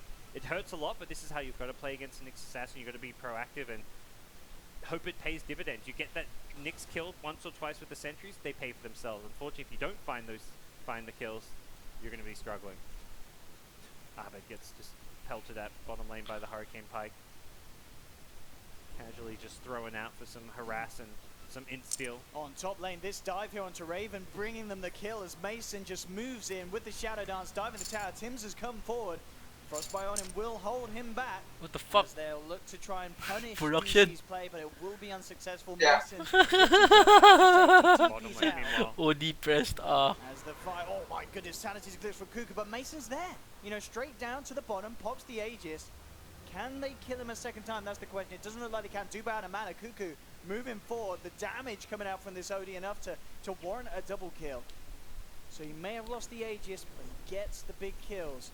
Bringing down the DK, the enemy Undying as well. So TNC finding the trades, even though they lose that Spectre on the top lane. Yeah, they lose the Spectre, but in some ways, I mean, the OD is really their one position in this game. Not, I mean, it's very heavily reflected in where the net worths are, but also the way they're playing more around Cuckoo. They're happy to have this Spectre be like solo farming lanes and just haunting in for a bit of cleanup.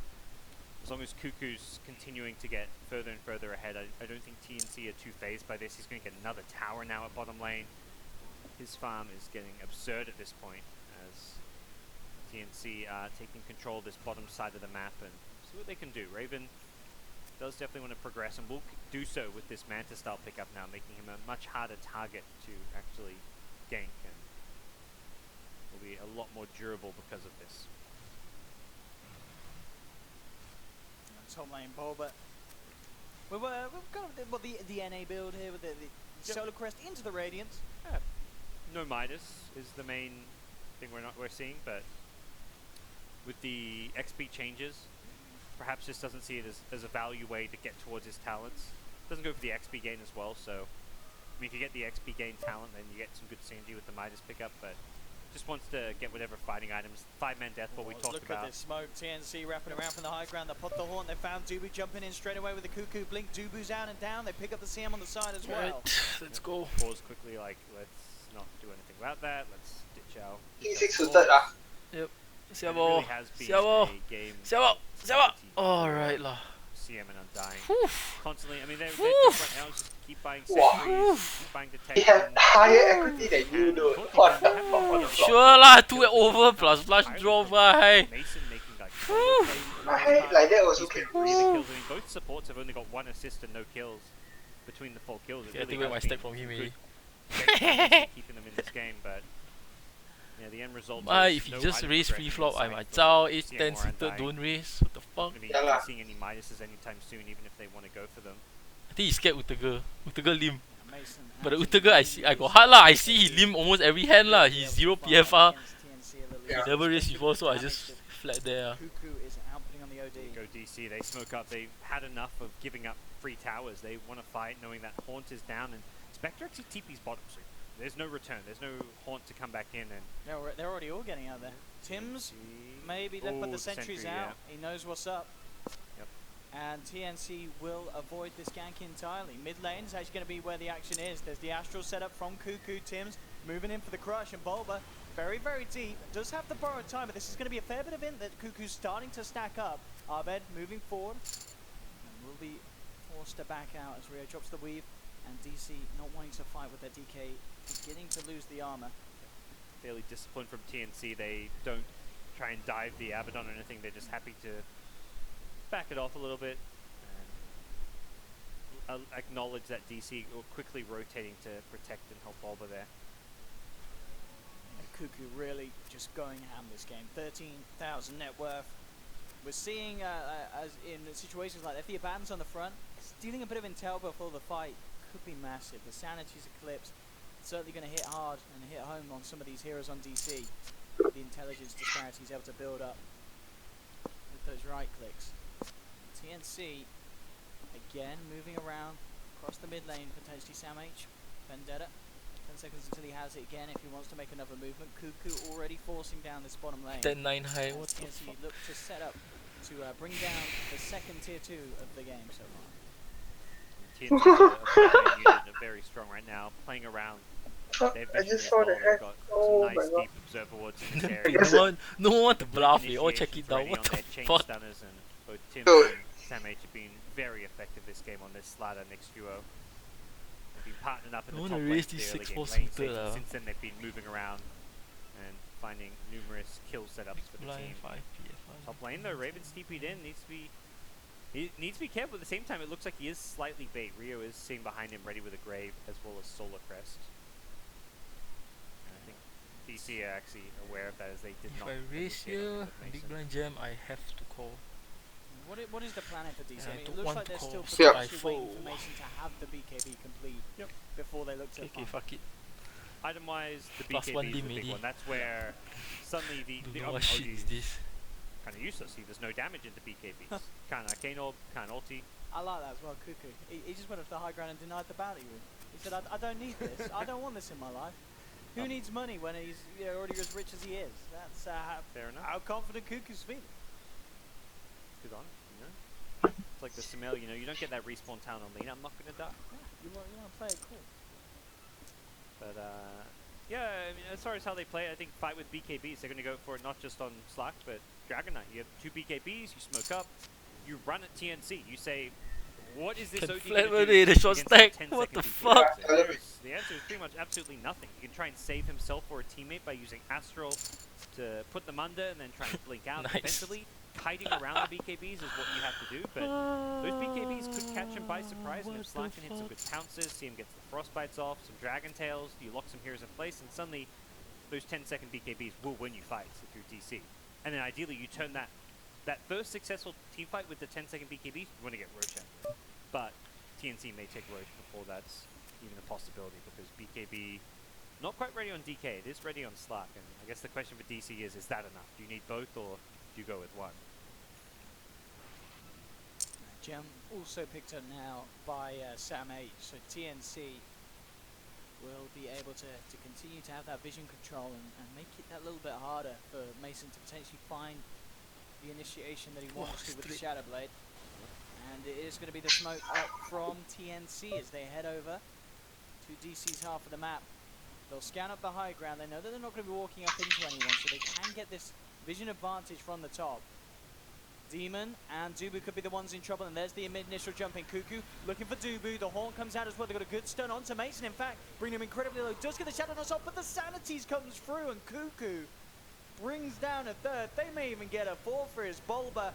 Surrounded on the top lane, they have the Astral to play around the borrowed time duration. The stun from Sam H is off, but Tim's, he hits his, and TNC pick up a 4th kill. This OD is just too damn massive. Up at the bottom. he holds the Astral. He's chilling. He's like, I got you, boy. Yep. I'll let you think you can TP out. Oh my goodness. And it's an effective team wipe there as TNC pick another triple kill for Cuckoo. And they're pushing in on the mid lane. Raven and Sam H knocking on the tier 3. There's no Mason for 25 seconds. Arbed's out for 40 without any buyback. And the jump in comes. Sam H and Raven ready to play deep in the base of DC. And TNC, I mean, they had an absolutely fantastic showing in the previous game, and now coming into this one. Well, sorry, in the first game of the series. No, sorry, it was the second game. Game 2 and Game 3 has just looked back-to-back stomps in some ways. I think they've found this fast-paced tempo that suits them, and DC were kind of playing. I mean, Game 1 when they had their success, they were winning lanes, playing early game aggression. It feels like the 2 games since they've slowed it down. He wants to go, and he's got to find something here. The sentry's out, immediate amplify onto him. Gonna back it up, and won't see a Rax going down, but Shrines open for business as TNC will head their way towards 1. Not sure if they'll fully commit to this one in case DC try and take a fight, but still. Alright, Dragon Knight's got just the money for the BKB now. Such a hard game now for DC. I mean, always playing from behind on the slug is never going to be ideal. And especially with how big this Outworld Devourer is. Cuckoo, he really had a really solid game. Just now in the TA and now coming into this one, had a great time in lane. An insane amount of farm. And DC are just struggling to deal with him. I mean, how do they kill this OD? How do they kill him twice is perhaps going to become the question. Maybe they'll give Spec to the Aegis. Mason actually forced to put the BKB very early. No chance of stopping Roche now. TNC, they've got the armor building up on themselves as well. They'll finish off Roche, no trouble whatsoever. Grab the Aegis and Cuckoo. Yeah, he's looking for some action, and with the Horn Vision onto Dubu. Dubu in a hell of a lot of trouble, getting 2-3 shotted down here. Dubu will fall, as well as Demon and Raven. He's chasing for more. As his eyes That go got. towards Bulba, Mason What, just running himself ahead That got. to base. Oh, you mean the Dota? Dota. 20-4 DC. And absolute disarray in this third game. Yeah, the supports were just ineffective. They initially got shut down in lane. At top, it was the Nick Slider duo killing the CM.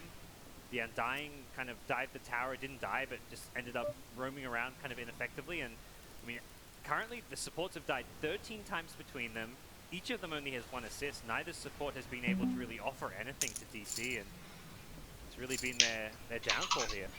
And they do their best to keep TNC off the racks, but Cuckoo just stands Okay, strong. Jiao, let's go. He is not scared whatsoever. Abed will lead in with the stun. DC will force them back, but not before that they were able to claim the melee racks.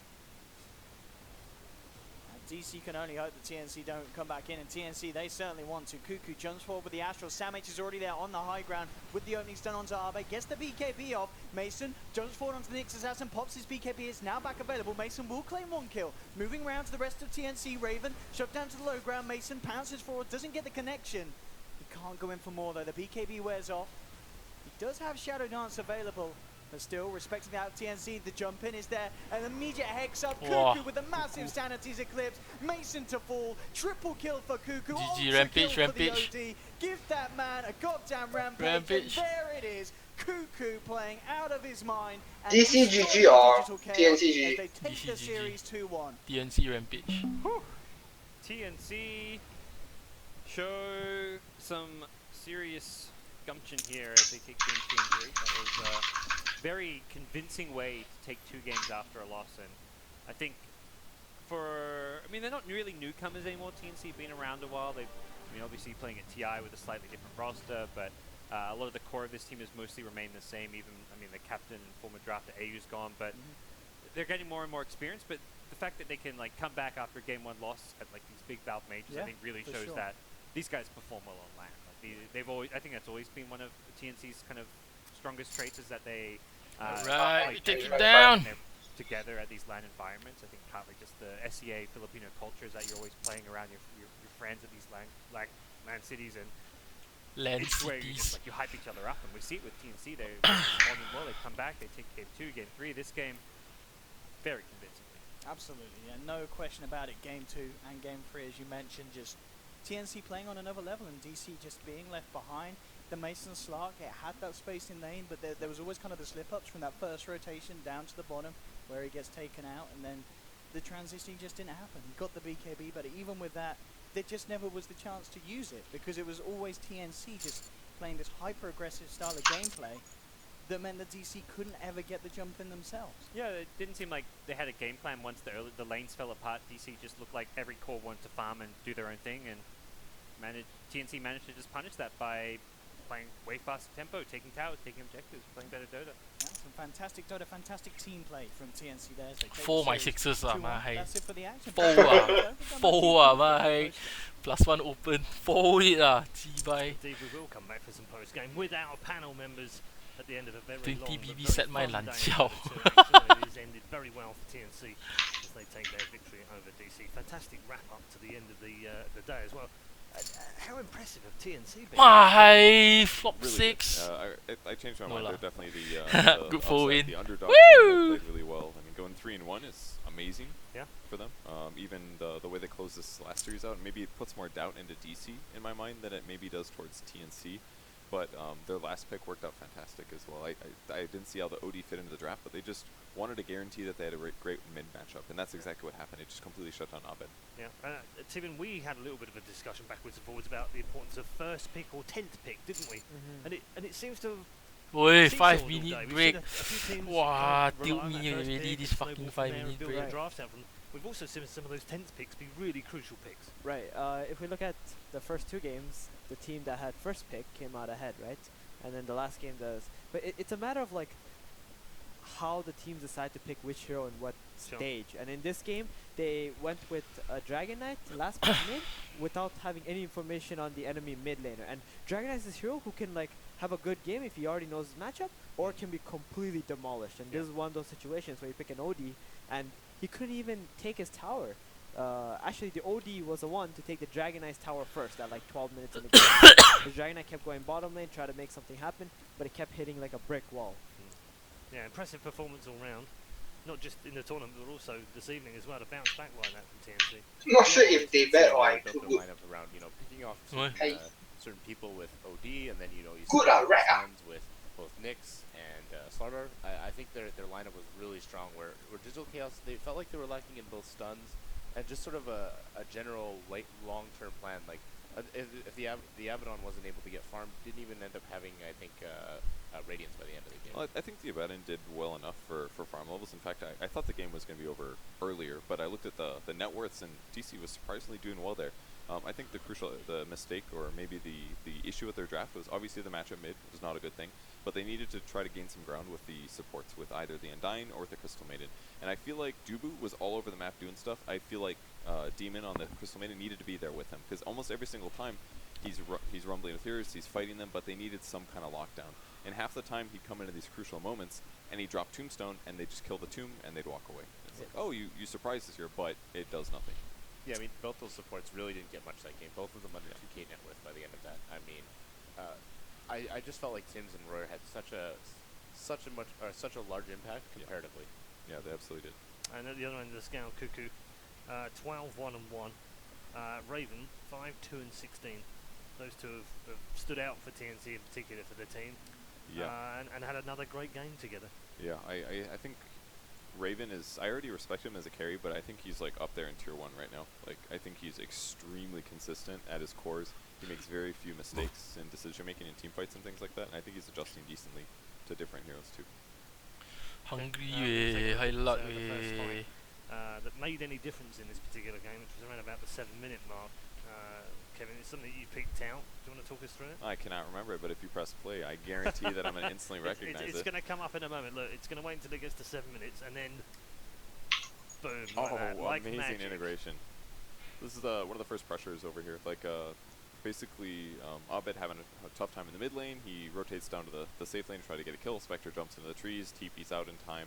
It just kind of shows. You see, this kind of analysis League of Legends don't have on my stage. His rotations didn't work out so well. It was overall a huge fight actually, but got the scoreboard, everything, the graph, and then the timing of the graph. The thing will move, and then when the indicator reaches to a point where the graph spikes, right, then the replay will pop up. What the fuck? They only TP'd with that one, yeah, that one quite sick. No, this one is production value.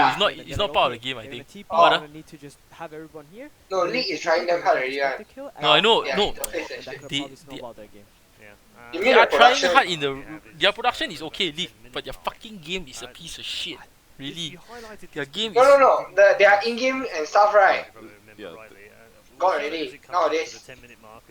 Got a lot of improvements. Right before this. I also didn't stun cop when I come into the game. And they were able to kill him again after he got right back to the lane. Got replay already, right? Kind of like a fake pack. Oh wait, still don't have replay, right? Really got sandbox mode, right? Their heroes so well yeah. to actually guarantee kills.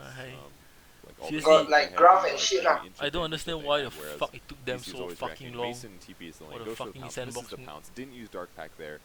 Don't want to, don't want to let people say they copy and shit, but what the in the end, they have to. It's not about copy. Them, if they think like that, it's challenge so high already. Sandbox mode is part of every fucking game. Like every competitive game out there, right, got some sort of sandbox mode. Yeah, I guess they want it to be special, like our game. If you want to try stuff, you have to do it the real way. I don't know, man. Dumb, it's just dumb lah. I actually believe that the reason is because they don't want to copy. Either that or they don't want people to like test heroes for fun, like maybe test skin, test like that. I don't know. Maybe their client is so shit that there is some sort of exploit if they enable that kind of thing. Yeah, I mean, as much as they farmed well, Kuku just felt so far ahead the entire game, and he was just finding farm everywhere. He was level 21, while the closest next was Mason on 18 at start. Like, I think Kuku's presence that entire game was felt, and he really helped set up TNC to like just finish off this game. Okay, we'll talk about MVP in just a moment. We do have one more fight to go through as well in this particular matchup. Kevin, do you want to talk this through? Yeah, just they smoke ganked it here. They got to initiate. They killed 2 people to start. The net worths were decent here for DC, but when the fight begins like that, it's way too hard for them to win it. Especially they didn't get a tomb down. They didn't have a flesh heap, no undying heals or anything like that. It was just straightforward, them killing the supports first. And when that's the case, then your cores easily get controlled, and even TP'd like to the safe lane to catch split pushing Dragon Knight. It's just game got close instantly. Yeah, rough game for DC. Then in fact 2 rough games as well. 2 kills in the second game, 4 in the third. Doesn't really lead you to success, really, does it? Not so much. No. I feel like it's a bit of the drafting counter thing. Like they really did well with Legion Warlock, and once that Warlock got removed, they had to go do something else. Maybe their strat got figured out. Okay. Star player for you? Cuckoo. Yeah. 100%. Was Okay, great, yeah. great performance again, wasn't it? Captain, drafter, mid player. I don't know if there's any of those. Not other many of than them Cuckoo around, in are this there? team. That can pull all of that Yeah, off. and on top of that, he like TPs to every fight. He makes his team group up. He does literally everything. Yeah. I don't know if there's any other player like that. And You got 5 talents. yeah, MVP for Amazing. sure. First games, second game, third game. Amazing plays. Yeah, fantastic, good performance by Carlo indeed, as his team have ended the tournament very well on a high. We're going to check in with the results very shortly. Second day, what have you been your favourite moments today, Purge? What have you enjoyed? Yeah, I think watching Team Secret finish with the 3-0 was definitely a very proving moment for them. I was definitely doubting them going into that. I would definitely say the same about TNC. 2 teams that I didn't expect to win 3 minimum of their sets, and there they are, first and second seed for them. It's pretty impressive. Steven, what stood out? Still Secret for me. Yeah. Really amazing run. Just looking forward to what's gonna happen next. Yeah. The main stage. Yeah. We'll talk about that before we close the show as well. Conrad, what stood out for you today? I think TNC's performance cannot be understated, and especially the other one for me was actually Virtus Pro, and just how strong they look. You know, we didn't really get a good chance.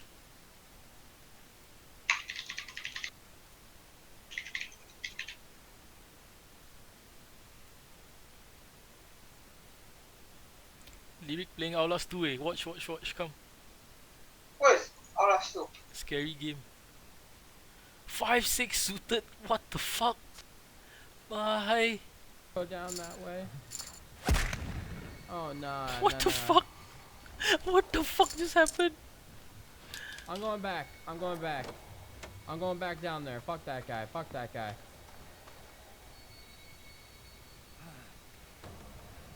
I feel like I need him to follow me.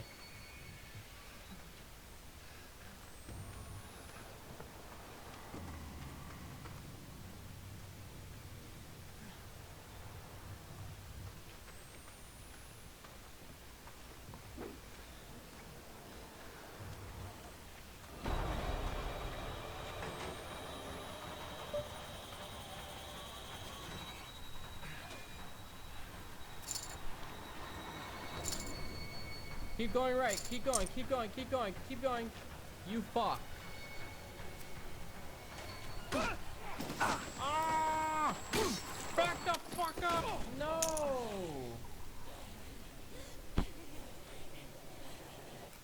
5-6 suited just called 20 BB jam, dude. How many BB does he have? Huh? How many BBs does he have? He had 60. I guess. Yes. That was stream sniping right there. Yo, thank you, PogChamp. Thanks, dude. I really think I need to get past that guy. Oh my fucking god. I'm gonna die again. If I hide in here, he's gonna block me in. Like I know for a fact he's gonna block me in. So I'm not gonna hide in there. I'm just gonna see if he looks left, and I'll run past him.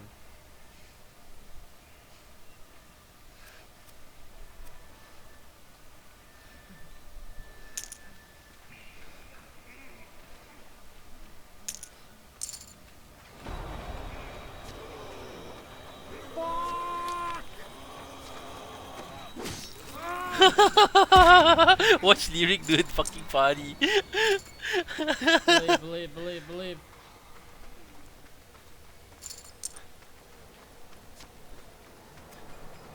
Oh shit!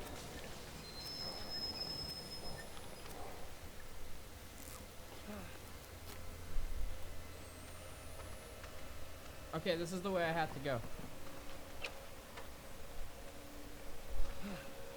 GG chip leader on my Actually, you table. know what? I take it back. I think I need to go back there. Maybe move the cart. Kaya, bro. Maybe there's something. I need to change the track.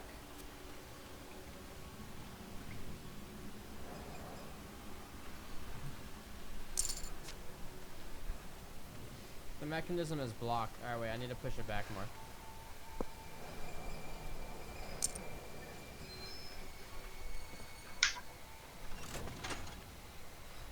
Saved.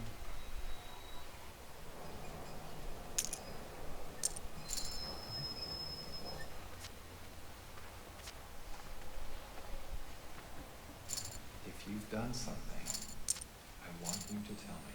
Dude, that's the principal's voice, I think. The bald dude. Wait, can I go through here?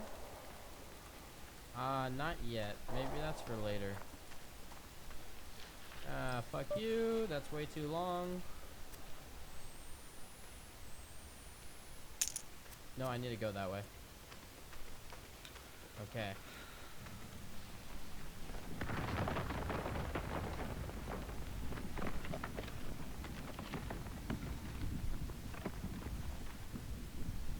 Oh god. What the fuck, man? Am I gonna beat this today? I don't know how much longer I have in the game, man. Alright, time to jam.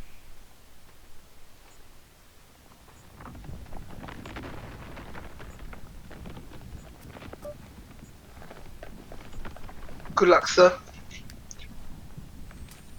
Fuck yeah, dude.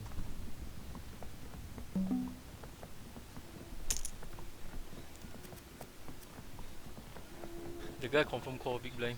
Fucking maniac guy. Oh no, he fall. What the fuck? Oh my god, I wanted a call.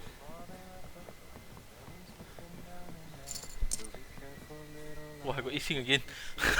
What the fuck? Very good. The guy asked me all in, no. I didn't get that last recording. Oh. Yeah, what Big up, guy. Q? Thank you for Big the blind asked to all 1,000 in. bits, dude. He like two line, eh? Come, do it again. Do it again.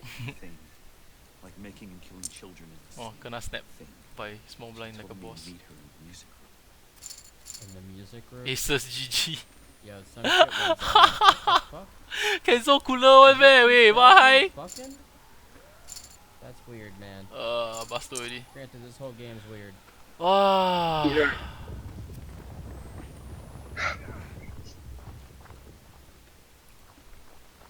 Okay. Keep bang wall, Boy, my. Bang wall type is it, sian, ask you. Then he fall, my. He asked me all in, then he fall. I'm gonna get hurt if I do this. Oh no, we're good, we're good. Oh shit!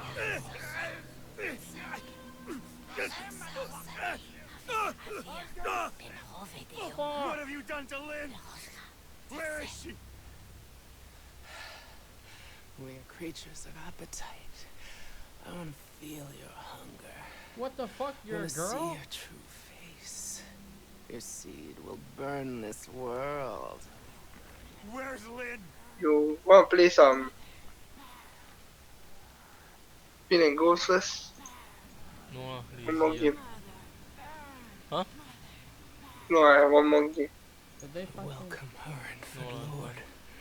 Naked, hiding nothing. I will God this mouse. Crazy motherfucker! I show Where my is she? true face. Show me your true face. Oh shit. What the fuck? Watch lyric, dude. That was Okay. convenient. Punch you in the vagina. We make this right.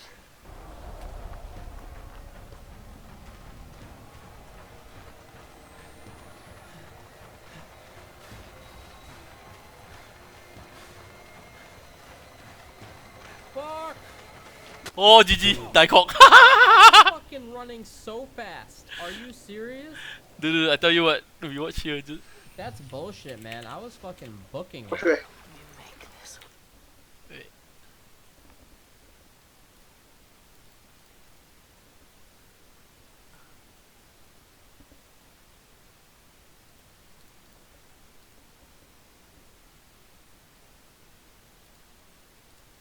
What scary game is this?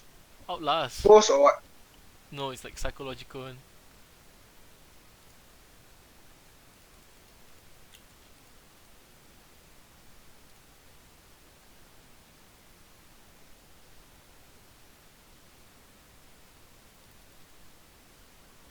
Like got some shit will suddenly pop out and shit one.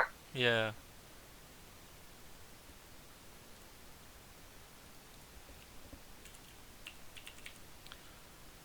Come here, come here. I sent on the Discord already. Damn cool one, this one. It's a cinema, we all can watch together. I'm just assuming this is the right way.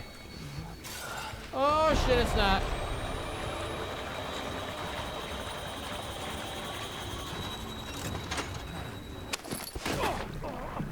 Okay. Are you in? Yeah. Sit down, ah. You can sit down. The top right there. You see Yeah, the this the one boxes? shot part isn't very appealing to me right now. Like, not much you can do there.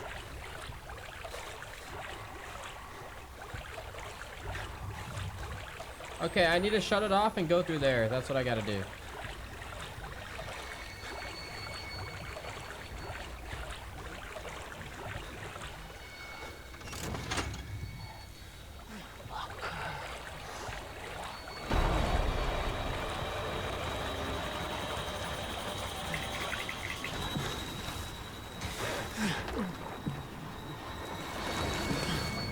I literally cannot see shit. Okay.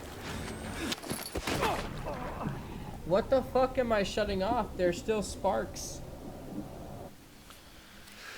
Okay, then what I need to do is I'm just gonna wait for her and then hide so she doesn't see me initially. I don't know what the fuck happened there. That was weird.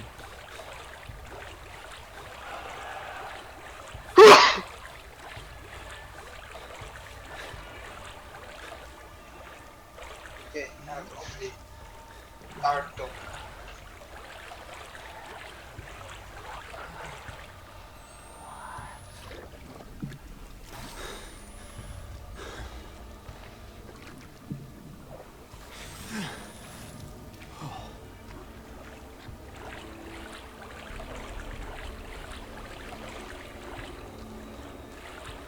I swear, if where she is a dead end, where she came from, I'm gonna be sad. Because I'm almost positive. Please, game. I probably have to go back and turn that off. Why else would that be there? Or not? The fuck? Really?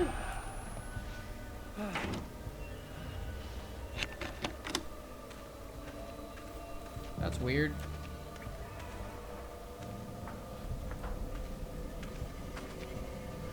Wait a minute.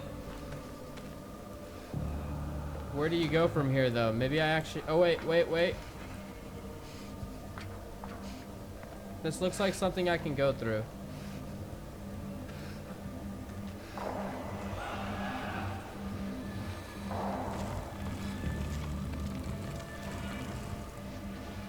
Hey, I'm a $10 sub. I'm superior now. Yo, thanks, Greg.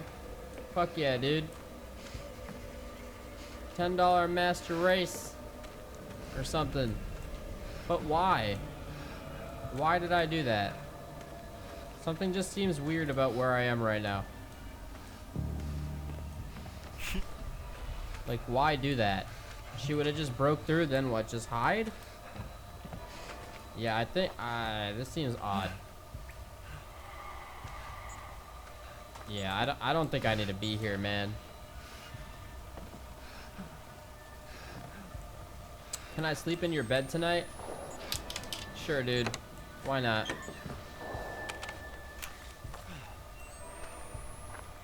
Okay, so now we know we didn't need to go there. Oh, yeah, okay.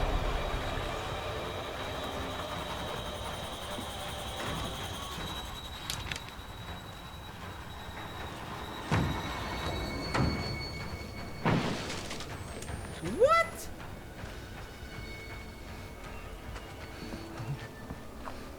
Wait a minute, this may be good, this may be good. This is good, this is good.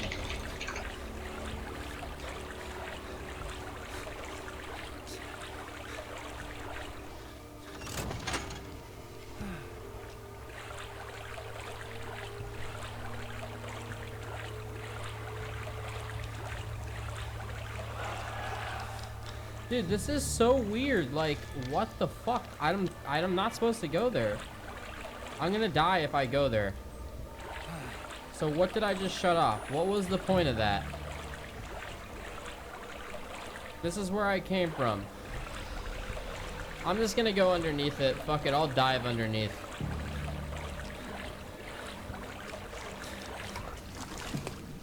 Oh my god.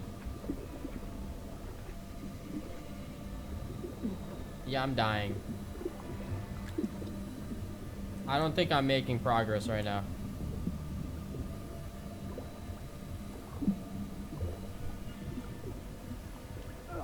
I can't tell where the fuck I am.